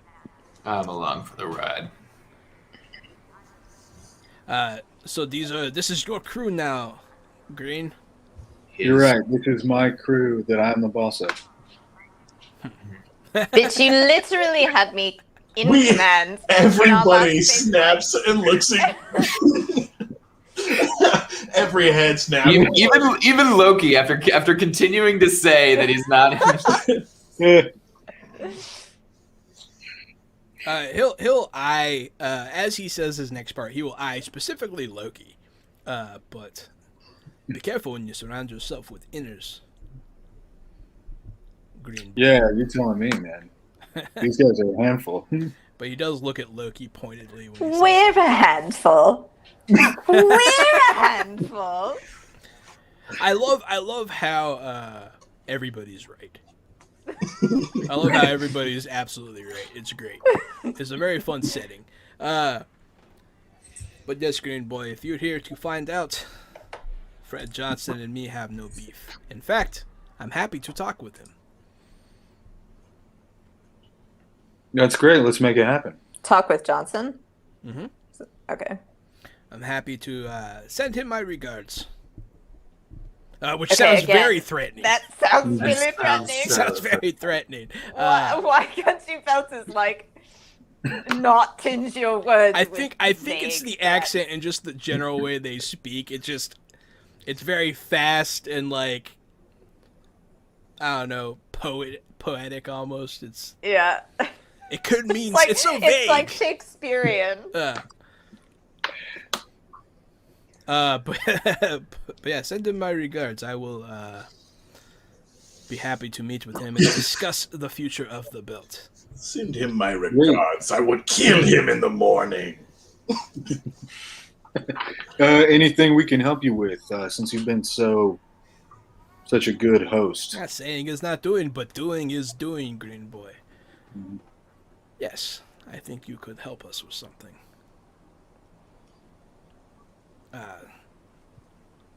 We haven't been able to find out what's happening down below. But with the children. He'll look at you as you say that. Like, smart. He'll just, as you finish fixing this meat slicer very competently, he'll applaud you, be like, I see why you keep this one. Cal's Cal's entire goal in this game right now is to make all of the leaders fall in love with her. Yeah, you're off to a good stop with Anderson Dawes. He approves of you, but he's definitely you're probably too young for him. In his viewpoint, he strikes me as the kind of age-appropriate dater person. But yes, I don't know. Based on this picture. Oh, dang. Wait. you posted thirst I traps. don't know, based on this picture. Mhm. Oh, you're talking about the picture that looks like you? Or the picture? Yeah. Yeah. Is that the Expanse? Yeah, that's the Expanse. Oh. That's fair. That's fair. That is a younger woman. For the record, that woman in that picture is Fred Johnson's right hand. Ah, Wow. She's the one Wow. she's the one I talk about sometimes. got it. Mm. I bet they can't wait to be introduced. But yeah, so So he says Cal is smart. She's probably just gonna be like, I just keep my ear to the ground. and away with words too. Yes, we do not know what is happening to the children. A lot of them are just, they don't have anyone watching out for them. We do our best, but there are so many. Well, Star Helix has just put a stop to most of their investigations into the problem. He'll shoot a look across to one of his subordinates at this. Not quick before notes. Not before we were able to get our hands on Star Helix's hardware, their mainframe, their servers. We should have everything from their investigations. He'll That- lean back at this and be like, it's too good to be true, no? Must be worth something. But you know what they say, seeing is believing. And he'll Wow. gesture to you. I look at Green, Yeah. and I'll flip open my laptop and show him what we've got. What do you have? So I write down every time on my list what I have. Okay. So right now it says the Loki virus has been uploaded to the entire Navarro, the Tycho Station security systems, Ganymede's communications, and Ceres Station's security. So not Ceres communication, but I have their security files, whatever that means to you as a game master. Are you telling him all of those? No, just the series. Okay. So you show him that you do in fact have access to the systems. We could do something with this. He's gonna call someone over. I wanted to name him Tommy so bad. Hey, Tony! It's Tony and Tom. We'll give him a cool pirate name. Hey, Mako. He'll say it with his accent though. Mako, come here. Take a look. And he'll insist that some other belter gets in on your computer. No, hands off. But like, well, It's what gonna do you be a have? hard You have time. access. What have you done with it? So Doesn't far, really do anything with it. I took a stroll with it. I walked it down the street. I held its hand gently, and then you shoved me into the back room of this butcher. Well, what do you intend to do with it? Well, disappointedly, I intended on finding you before you found us. It seems that did not happen. Next time, that won't be the case, I assure you. Vaguely. Loki's picking up some vaguely threatening vibes from the It's good. belters. It's good. All right, Everyone's there just we threatening go. everybody. I like it. Everyone's kidding. And then there's Reese, who's like, please, cops, don't arrest me. I'm a good boy. Now that we have access to a lot of their files and security cameras, we may have a better time trying to track down any cold cases. They should be warm cases by tomorrow. Well, hey, he'll look at Green when he says it. If you say you will take care of this for me, I will owe you one. I'll take care of it for you. Then I Wait, you will want owe us you to one. to solve all the missing children cases, and that'll be the one. That's what he's He's good for it, guys. I'm gonna close the laptop before any of his guys Okay, have but too much of a chance to look at it. Wait a minute. Like, you're expecting the four of us to solve multiple missing children's cases that is probably due to some trafficking. I mean, if you can find the source of the trafficking, that's really all I need. I have to pause. You know, it's super funny. We were in charge of 14 counties, and there's over 8 million people in those counties, and this is exactly like the thing Calliope's asking is exactly how I felt. It's like, excuse me, you want me to do what? With how much resources? What? It's just super funny. Go on. I'm sorry. Oh, I wanted to ask, has, as people are saying, like, Cal's name and whatever, like, has Anderson heard of her from how she kicked butt on Tycho? Isn't there? I think there's actually a system in place for that. I have no idea. I think there's like a reputation check you can make.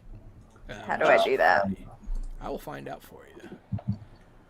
Yeah, because like You have a reputation too, Reese. I definitely have a reputation. As being a really good cargo driver. And then I was directly involved with the whole end thing with Zig. I was. Oh yeah, you almost very much there. Yeah, you were definitely there. Let's see, what's this page? Damn, sometimes it doesn't put you at the page that you want it to. Here we go.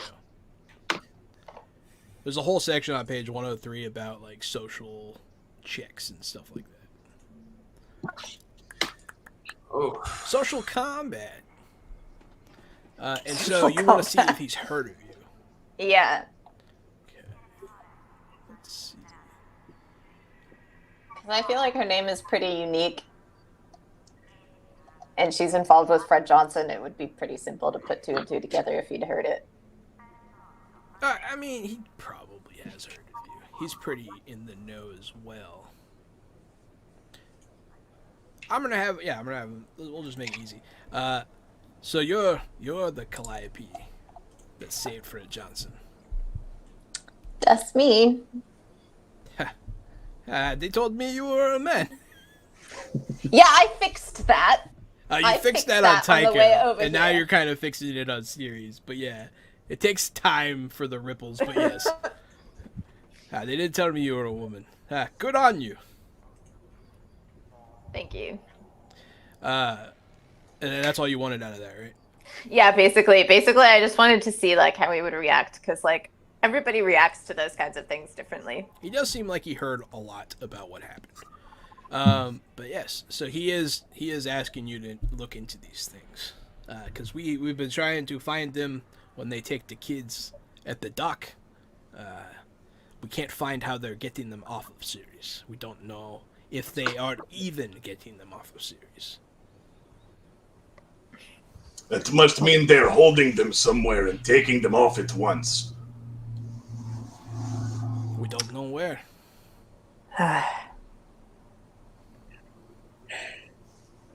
Yeah, we could do it. I mean, it's a good cause at least. It is a good cause. Well, I'm glad to have you on board. And he'll extend his arm to Green. And I give him a belt. Our leader. You give him the belter arm. You watch your back out here around inners there, Green Boy. Yeah, I will. Yeah, always. But yeah, you guys are like free to go. You guys notice that a lot of the guys that were here earlier aren't here anymore, and there's no one barring your path.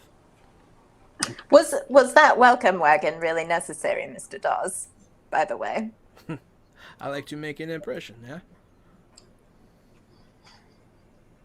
Is that the kind of impression that needed to be made? Yeah. I feel like it was exactly what I wanted. Okay, well, one of your men is a broken rib now. Oh, it's fine. It's fine. Okay. It's fine. Great, let's go solve some Some crimes. Let's go solve some crimes. So the things that you know about, you guys have already kind of been looking into this anyways. And the things that you know, the facts that you have. Let me whip out a fresh page here. I remember, I have in my notes that the children go missing during power outages. Yes. That was kind of that was like urban legend-y, so you don't know how true it is, but yes, that is something you've heard. The other things you've heard are they're going missing from the lower levels, which is where the poorest live, the more inner workings where the gravity's a little wonky. No one knows where they're going, no one sees anything, no one knows how it's happening. Most of the kids are have no ties to anyone directly. They're kind of orphans that are left alone. But everyone has someone looking out for them in the belt. So that's why there's kind of this stink going on. People want to know what's going on.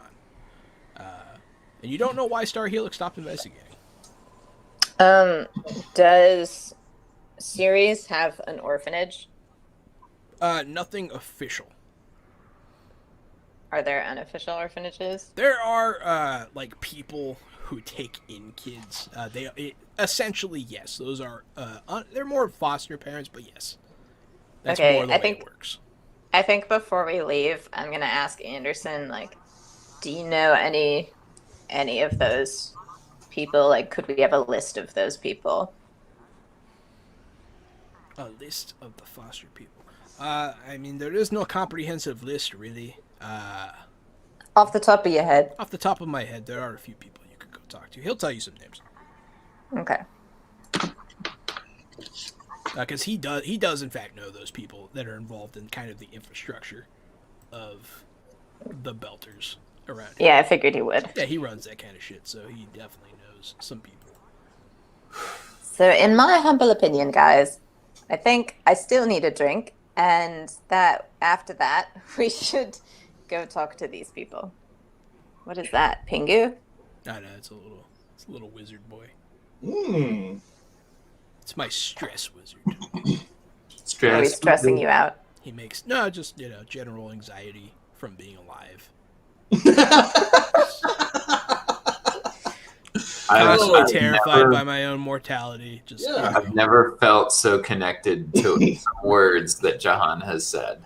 That's exactly right. Yeah, I have like really bad anxiety. I can't. You should have seen me when we started streaming. I was always a mess. Yeah, we were a wreck for weeks and weeks before we finally got comfortable with it. And even now, when we do new games and new formats, we both have a fucking mini panic attack the entire time. It's fun. I just learned how to hide it. And this trick is stress wizard. You should hold it up every time you're having like a panic attack. Stress so people wizard. know. It would never go down. Yeah. Okay, I'll start doing it, Alicia. Okay, so you guys are on your way. But yeah, so sorry. You guys God damn it. I'm all befuddled now. Yes, you guys have heard some things. You have these names of these foster people who kind of take care of the kids the best. Hey, appreciate it, Buster Gums. But yeah. What would you like to do with as far as you guys are free to do what you want now. No one is like forcing you around or like ordering you. You guys have agency again. Well, let's go back. I said my piece. Yeah, I think we should go back to the ship, regroup, Loki, check out what you need to check out as far as the security goes, and from there, I think we can even use that security to help us find some leads. It's possible. Along with Calliope's idea. It is possible. Calliope. Do the three of you I call you think, Cal. I never call you Calliope. Calliope.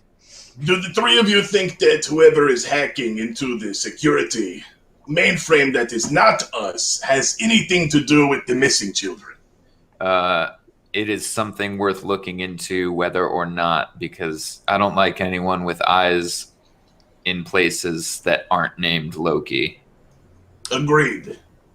You don't like having eyes in That aren't anything Loki's. other than Loki. Yes. Right. Yes. There's nothing wrong with that Hand over statement, your and I eyeballs. will not take him out. No, because my eyes are always on Loki. I'm inclined to follow up that lead first. Sometimes. Then we can start trying to figure out if power outages actually have something to do with missing children in this station. We can review footage. Can you determine if the power outages are caused by something manual? I should be able to create an algorithm to go through the footages of the security cameras to find blackout dates. Once I do that, I should be able to cross-reference those blackout dates with local power plants to see if anything was a planned outage or something forced. But it may take a few hours. It sounds like a good start. Yep. And Perhaps Green can review footage and look for blackouts so we can get started there, and I will start with trying to figure out who else is in the mainframe.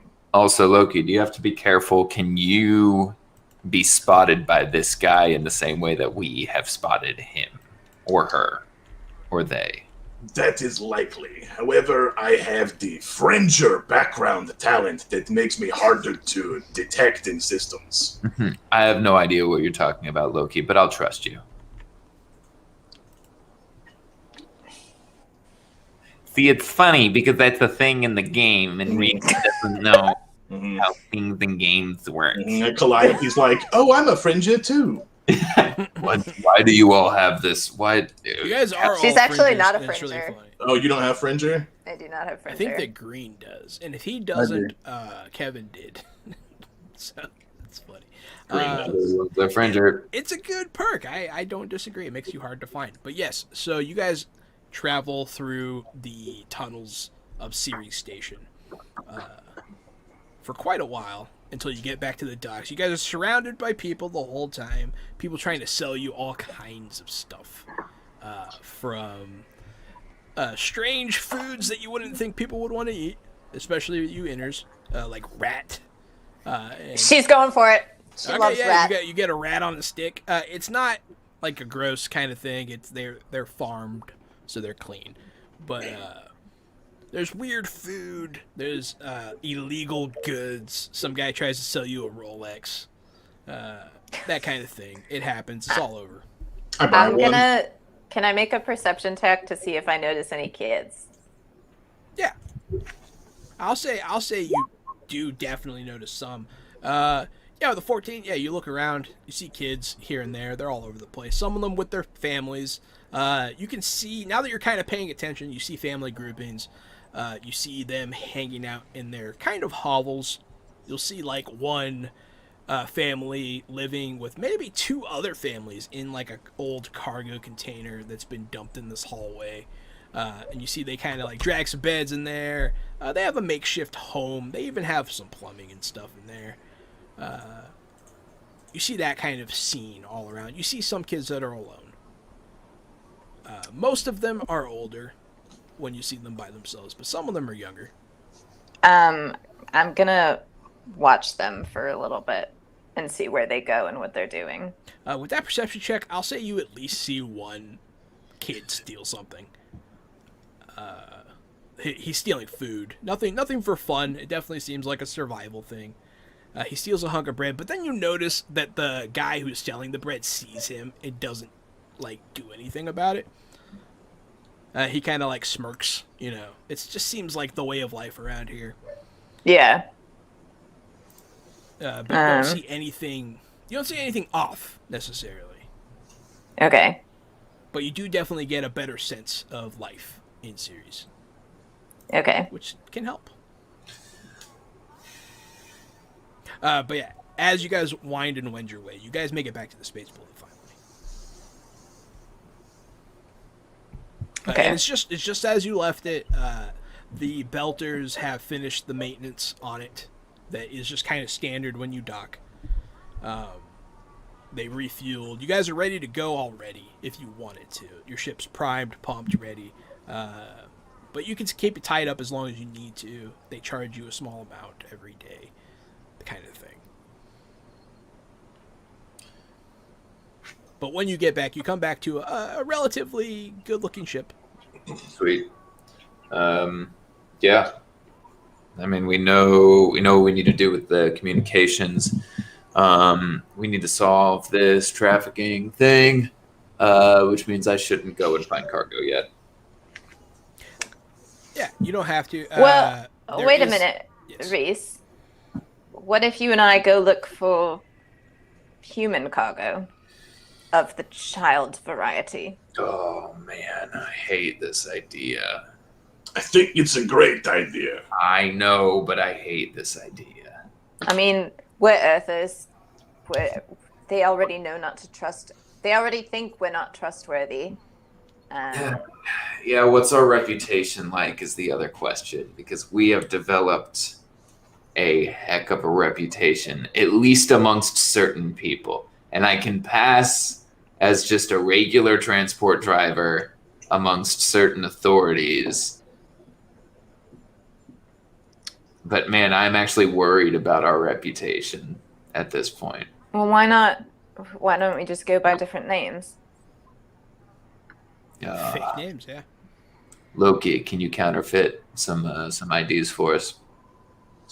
Oh, yeah, no, just as soon as I get done hacking in, trying to figure out who else is in the mainframe and trying to make the algorithm Stow for the the attitude, I Loki. just saw you counterfeit a great ID for Cal in 1 hour. She already had one. That's true. You're not wrong. Well, This is all very. I don't think we need identification. They're not going to ask for our papers in this kind of situation. that's fair. We are trying to smuggle children. All right. Let's. Can we do this in half an hour? Well, we can I'm gonna start. be gone for 3 weeks. Oh, yeah, it's true. Everyone watching. Yeah, Lane's going to be dipping out for 3 weeks. He will be back. Don't worry. He's our baby boy. Baby boy. He'll be back. And I actually think Cal's the youngest now. But yeah. Because Leighton's always the youngest around us. But yes. he'll Wait, be back. Leighton, how old are you? I'm 30. I'm 28. I had to think about that. Jesus Christ. Ah. Leighton's been the youngest for years, and when it's not him, it's me. Oh, I forgot about that. Yeah, I'm like 2 months younger than everybody else. God, no wonder you kept me around in high school. Yeah, man, I liked having one guy be a little bit younger. You know, you should be thankful that we hung out in high school. It made you look so much more handsome and so much smarter to be around me. Do you have any idea what I did for you? I made you go from a B plus to an A plus, man, just by proximity. Men would look at me and be like, "Fucking yikes! Leighton is hot as fuck." Am I wrong? Jesus. Oh, You're welcome, by the way.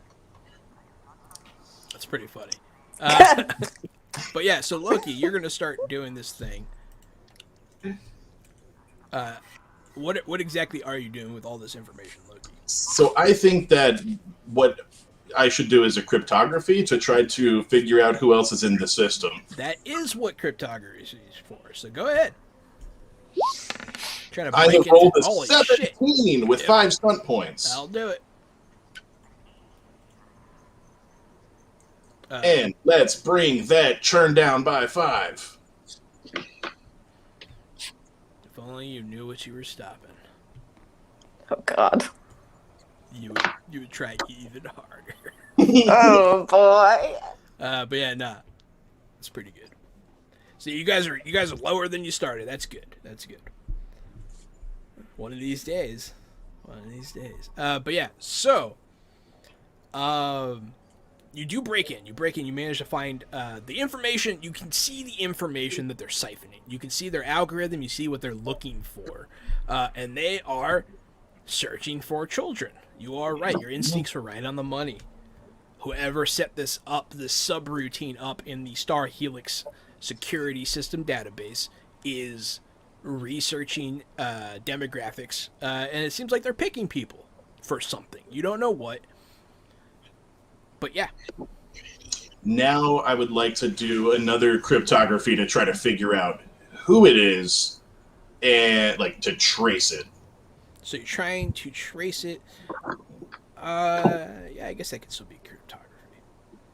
If you want another roll, that's fine. Yeah, go ahead and give me another roll.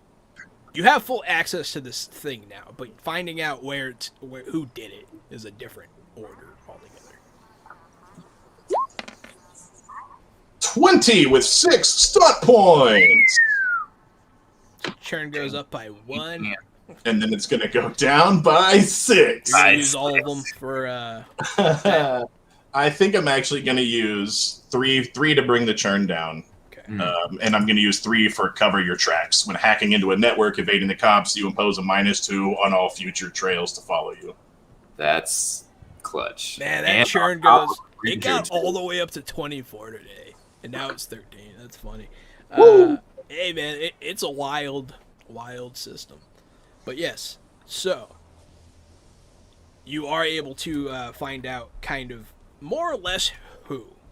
It is a specific person that no one of like real note. It is another hacker that you don't know who they're working for, but you can find out who they are, and they are operating out of somewhere here on Ceres. And can I track that IP to where they're operating from?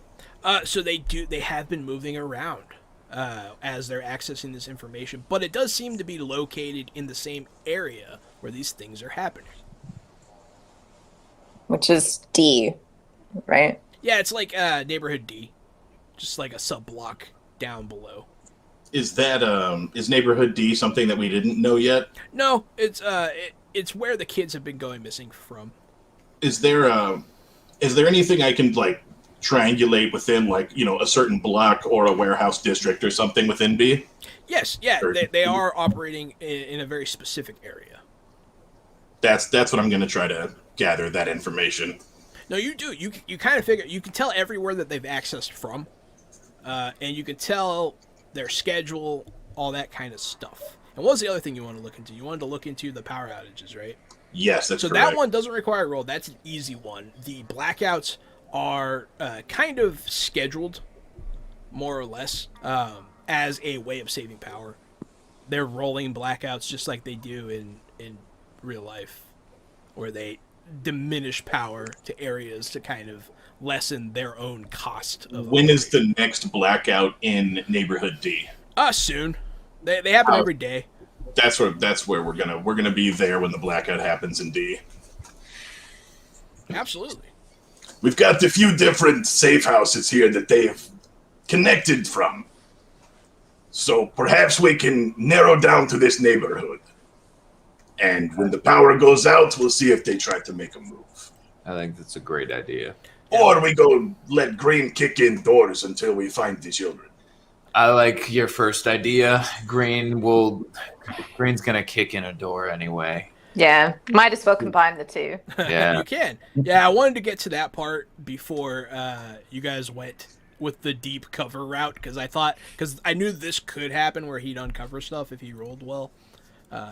So I didn't want you guys to go be like, hey, can I buy any children? Unless you had to. You know, keep that one in your back pocket. No thanks. All right, you guys go try to buy kids, and we're going to try to find the criminals behind it. Wait, what the fuck? No, that's... Yeah, I just wanted to, yeah. So you guys are good now. You guys are on the right track. Very, very good work with very little prodding, which is interesting. Thank you. I think that was a compliment. Yeah. Do you guys want to go to the neighborhood, or do you guys want to do anything before you do that? God, I have all of this income, and I'm wondering if Cal can help me out with this. I would love to turn my rifle into an automatic. Oh, fuck yeah. And I've been looking for an opportunity. I'm pretty sure when Reese asks Cal that question, this look of almost lust enters her face of just like turning a weapon into something, like just working this way. She's just like, It's probably a little disturbing, actually. No, that's pretty exciting. Yeah, because this is actually a good use of the crafting skill because you're only going to get one shot because of the time frame you guys are operating on this time. And the if there's the little that I do know about at least pistols, it is actually pretty easy to modify them to be. It's not too bad. But so Cal, could you help me out with that? Yeah, that look appears on her face, and she just grabs your hand and like drags you to the workshop. And you're like a little afraid, probably. So you want your pistol to be automatic? Is that what you're saying? No, my rifle. Your rifle. Okay, cool. Yes. That'll give me access to some other super dope stunts, which is kind of a thing. And yes, I do. I am. This is the exact opposite of the Cal that we would fly to the moon, and she'd be like, "I want to see the stars." I'd be like, "Yeah, that's cool." And now she's dragging me by the arm to turn my rifle into an automatic weapon for the bloodlust of her. No, it's not bloodlust. It's not bloodlust. It's she's getting like to do something really exciting with this machinery. Yeah, I will say, I mean, you do have all the tools you need. You have the gun. So go ahead and give me that roll. Crafting check. Yeah. Yeah, that's a hilariously high number. You can use those stunt points. I have stunt points. No, I don't. No, there are no stunt points. There are no stunt points. Haha, you can't use them then. But you do. Yeah, she opens up your rifle. You watch her she takes a couple pieces out. She shaves down the firing pin. She greases up some parts. And I engrave a little ducky on the. It's a little ducky engraved on your thing. That way, if you ever leave it behind on a crime scene, they. But no, it's really. She does a really good job. It is now an automatic rifle. Great. God, this system is so great with weapons. Yeah, anyone watching, these kinds of things are the things that the age system do very well. Like all weapons are just base weapons, all of them. They're all either pistol, rifle, heavy, or light melee. And then you can just add properties to them through crafting or purchasing. That's cool. And make just all kinds of custom, one-of-a-kind weapons. It's very cool. Yep. It makes it worth it playing an engineer. So, yes, Vampire Bite's very fun. It's very cool. I love the age system. But yeah, you guys you have your automatic weapon. You guys are going to head on down to D block. Mm-hmm. You good, Green? Green's good. I'm good. All right, you guys. While Cal is working on the rifle, she's just going to be like, "You're going to be so deadly. You're going to be like, just Sicario. It's going to be amazing." What? God, I'm so excited to hear your report and just, God, you're just a beautiful piece of machinery. Yeah, Cal, it's a pretty cool gun, and you're making it cooler, and I appreciate that. Are you okay? Are you okay? I'm having fun. I'm going to set the cameras in D block on loop, so they're going to keep showing empty hallways or whatever hallways they're showing right now on loop, and I'm also going to turn off the security systems in D before we go. Yes. I will allow you to do all that with your previous rolls. Ching. Future things will require a new one. But that one, you're good to go now. I will let that carry over because you did such high ones twice. But yeah, so you guys head on down. You head through the same streets that you've been going through. But eventually, there's not as much like music. There's not as much talking. It gets a little quieter, a little grimmer. The air quality. You guys pass by a vent that's just kind of spitting like dust and smoke. And people are coughing. You know, you can tell immediately that there's not quite enough oxygen down here. It's just enough to keep you alive. It's not good. Well, I feel like shit. Yeah, you guys all kind of get a little lightheaded. You guys are just getting a little taste of the true belt poverty that exists out here. And we'll say as you're walking by, one of the air pumps will just straight cough and die. Just turns off. And you see a lot of people like cast a fearful glance that way. Like, oh Should shit. I fix that? You could. I'm gonna try because I don't want people to just. Yeah, go ahead, pop Beep. up there and fix it. Okay. I imagine you probably can. Ooh. So you get it limping along. It starts coughing smoke again, but it's rolling. I mean, it's probably I'll accept that role and not add fortune to it because I imagine like the source of the problem is not accessible. The source to of the me. problem, yeah, it's just you don't have the right parts. The whole thing's kind of messed up. Ah, But I cool, did got get a it boon. at least functioning. Yeah, it is now functioning again. Some people, pretty much what you do is you go, you pop it open, you see that like the parts are just bad. There's not much you can do. You just reconnect two wires, and it just coughs to life again. And some people look relieved at the bad air.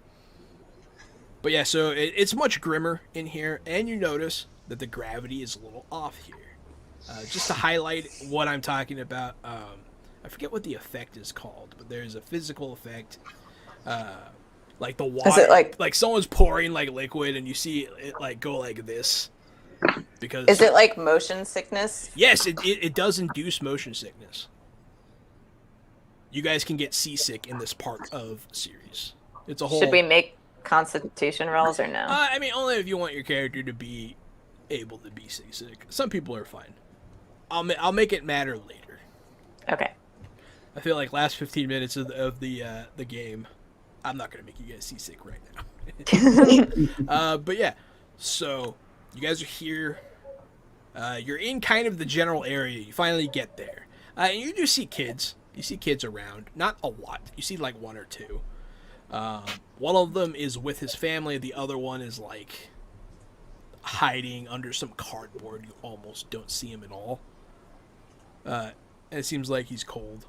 How close is he to us? He's like right down the street. All right. Do we know where that specific safe house is, Loki? Yeah, is Loki with us or is he feeding Loki, us I information? think is with you. Oh, okay. So it's you guys are in the general area. There's a couple places it could be around here. There is a warehouse that kind of stores just generic stuff, nothing of note, just generic goods. And then there's a couple of storefronts that it could be as well. Where should we start? I'd I'm say actually I'm gonna go talk to that kid. Okay. As you approach him, he like shuts the doors on his like cardboard, like little shawl he's wearing, and like hides. I'm gonna sort of tap on the cardboard and try to persuade him to come out. Be like, hey. Hey, go ahead and give me a communication here. To entreat to the child. Yeah, no, you do a pretty good job. Hey, buddy, I'm not here to hurt you. He'll open up a little bit. I just wanted to ask you a question. I assume you know where your friends have gone. I'm just going to say that because I know he's probably got missing friends. I'll look around. Be like, when people disappear, you never know where they are. When your friends were around, or when you've been chatting with others, was there ever a building or a place that people warned you not to go to? That's a good line of questioning. No one ever warned me, but I stay away from that building over there. He'll building? like point. He'll gesture. There's a building over there, around the alley. No one really hangs out around there. He's gesturing towards where the only building on your list that it could be is the warehouse. All right. Thanks, buddy. I give him some money. He'll take it and like kind of stare at it, kind of dumbfounded, and he'll go back inside his shack immediately. Like it's just cardboard. He's just Yeah. You can't see me. You can't hurt me. Yeah. Okay, so I go back to the group and I point to the warehouse, be like, that's the one. All right. Do we kick down door? Is this the kicking down doors part? Green. I think once we get in this building, we may have to find a secret door or an underground passage to find where the children are stored. That's true. Yeah, stealth will probably be our best option. Green, do you want to stealthily scout the area, see if you can find an entrance where we could stealthily go in? Because I trust your stealth abilities more than ours. Yes. Yeah, why not? For the record, as you guys approach, oh my god. To everything, churn. Holy crap. As you guys like start walking in this area, every footstep like propels you off the ground. So if you want to not do that, you need to activate your boots. Okay. Boots activated. I think maybe we do want to be propelled a little bit silently off the ground. Oh, that's true, actually. Boots deactivated. I mean, that's probably what Green does with that roll. Mm-hmm. And I've been growing more and more accustomed to the zero gravity stuff we've been doing recently. So I happen to be pretty talented in free fall now, thanks to that. Oh yeah, there you go. That's the way to do it. I took that, giving me a +2 to that because we were spending a lot of time. No, taking that is very smart. So you guys, Green, you like take off. You get on top of this building. You're on like the side. You're hanging off of like an antenna or something because it touches the top of the asteroid. You know, it doesn't. There's nothing above it. Mm. And it's a large building, pretty plain, and kind of run down looking. There are people. You think you hear somebody inside moving about. You hear something moving about. Cool. Let me look out to spend those points real quick. Yes. What are the rest of you doing?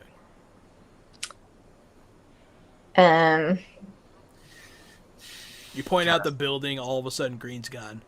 Yeah. Green just disappears in a puff of smoke. Yeah, I'm just kind of like staying out of plain sight and keeping my eyes out. Might do a perception check or two. That's what I was thinking. Peep with my peepers, but otherwise not trying to screw up what Green's doing. Yeah. Peeping my peepers as well.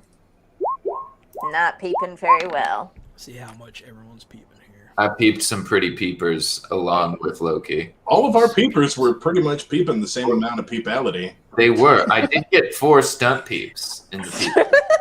Whoa, you got stunt peeps. What are you going to do with them? Calliope got stunt peeps. Calliope also got stunt peeps. But were we successful at any? Yeah, that's the point. That's the thing.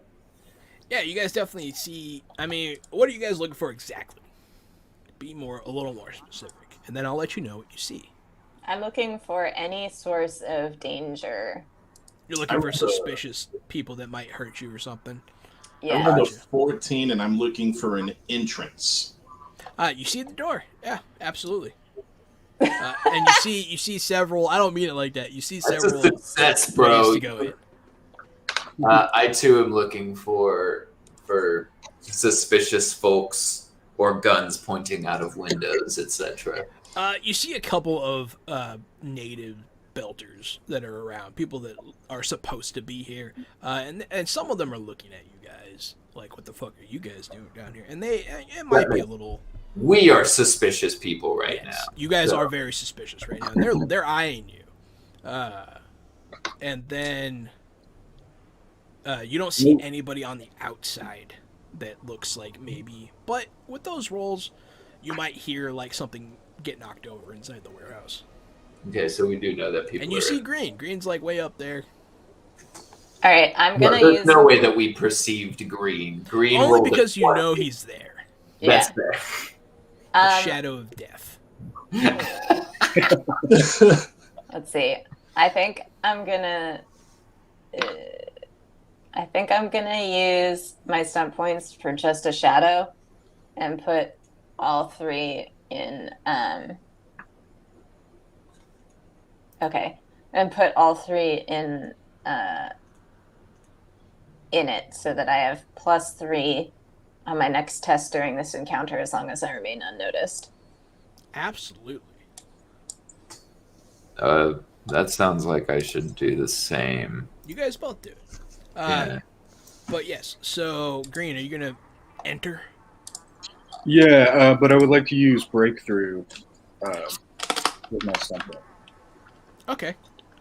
So you're gonna use breakthrough, which gives you a clue. Yeah, sure. We can say you get a clue here. This will be fun. So the back door opens. No one has eyes on except Green because Green's above it. And you see someone walk out. And you see someone stay in the doorway. The person that walks out, at first you don't recognize her, but it is a woman. And she says something to the man. It's fucking Ida Fairchild. Be quick about it. It is Ida Fairchild. She walks away, and then the man standing in the doorway is a very familiar Mr. Morton Wells. Oh my god. With that breakthrough, yeah, I'm just gonna have them be right there. I wasn't sure when I should reveal them, but you used breakthrough. That's the time.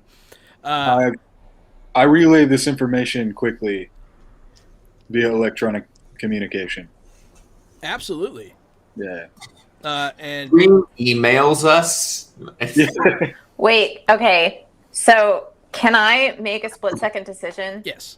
and run around the side of the building with the intent to smash my hammer into their fucking faces? Yeah, so you run around the corner. Ida is, like, down the street, not very far. She just made it out of the alleyway when you get there. And she looks at you. And as all this is happening, boom, the power outage. All the lights are off, all the air turns off, everything turns off. Which you guys expected, but it happens right now. And right then and there, that's where we're going to have to call it for this week. Find out what happens to the crew of the Space Bullet next week. Find out if they find the missing children, if they catch Ida Fairchild, if Orton Welles finally kills Green. We shall answer all of these questions next Thursday. To anyone that tuned in last night and didn't see us on, sorry about that. We missed last night. We had some technical difficulties, so we just called it off. Tomorrow at 2 o'clock Central Standard Time, we will be playing Those Dark Places. It is a space horror game from indie developer in the UK. And I believe it'll be me, Gary, Matt, and Kevin. Possibly Tony, but that might not be the thing. Yes, I think Tony had an emergency come up. He's got a question with his health, and so he's got to go do a thing. We'll check it out. He'll keep up with us. Everything's okay. We'll check it out. He'll follow up with us later. But he's not going to be able to make it. It will be at 2 p.m. and it's Jonathan Hicks. The game is an industrial horror game, is what he calls it, which I think is a cool concept. And I think there's also, it looks like today I was doing some research, he might have made a collection of 9 short stories that are on sale for Amazon under the same title, Those Dark Places. Wow. So I think there's a short story anthology that goes with the tabletop role-playing game. You don't have to buy it, of course. So there's a little bit more lore, if you want, that kind of inspires that world. And that's Osprey. Did I say that was Osprey Games? Yeah. It's Osprey Games, yes. And we'll be, again, we have another indie game in our calendar for next month for Osprey Games on the 27th. So we're starting to make friends over at Osprey and starting to do some more indie stuff. And next Friday, we are having our cross-channel battle royale with us and Tony from Plus One EXP. We're going to be playing Smash Up. A lot of trash has been talked. We still need to find someone else who has Tabletop Simulator because we should still have like a 4th player probably. We could. It's possible. Yeah, I think it only goes up to 4 though. But yes, we will be maybe one other person. We're gonna be playing Smash Up. Gonna be a lot of fun. Follow me at RockFact. Follow Gary at Casualty CDG. Follow us at _out_the box on Twitter. On Facebook, follow us at Fresh Out the Box. On YouTube, follow us at Fresh Out the Box. Coming soon, Fresh Out the Podcast. That will be released, hopefully, I don't know, we're thinking Spotify. We have our 3rd podcast member, Drew, working on that currently with our brand new logo for the Fresh Out the Podcast. It was a lot of fun. I contacted some people trying to get some giveaway stuff for things. So maybe in the future it might be a social media giveaway. But yeah, thank you everybody so much for being here. I'll let everybody else plug whatever it is they want to plug. Nah, man, I think you got everything and more for me. Wednesday, Thursday, Friday, 8 to 11. We'll see you guys always then. We love you. Thank you for your always support. See you in a month, folks. I love you all, and I can't wait to be back. Bye. And don't forget to check out Calliope on at Hidden Audio, Alicia, Benisa. At Hidden Audio, check out her script. Check out all this stuff. Everybody, check it out. And we'll see you later. Bye.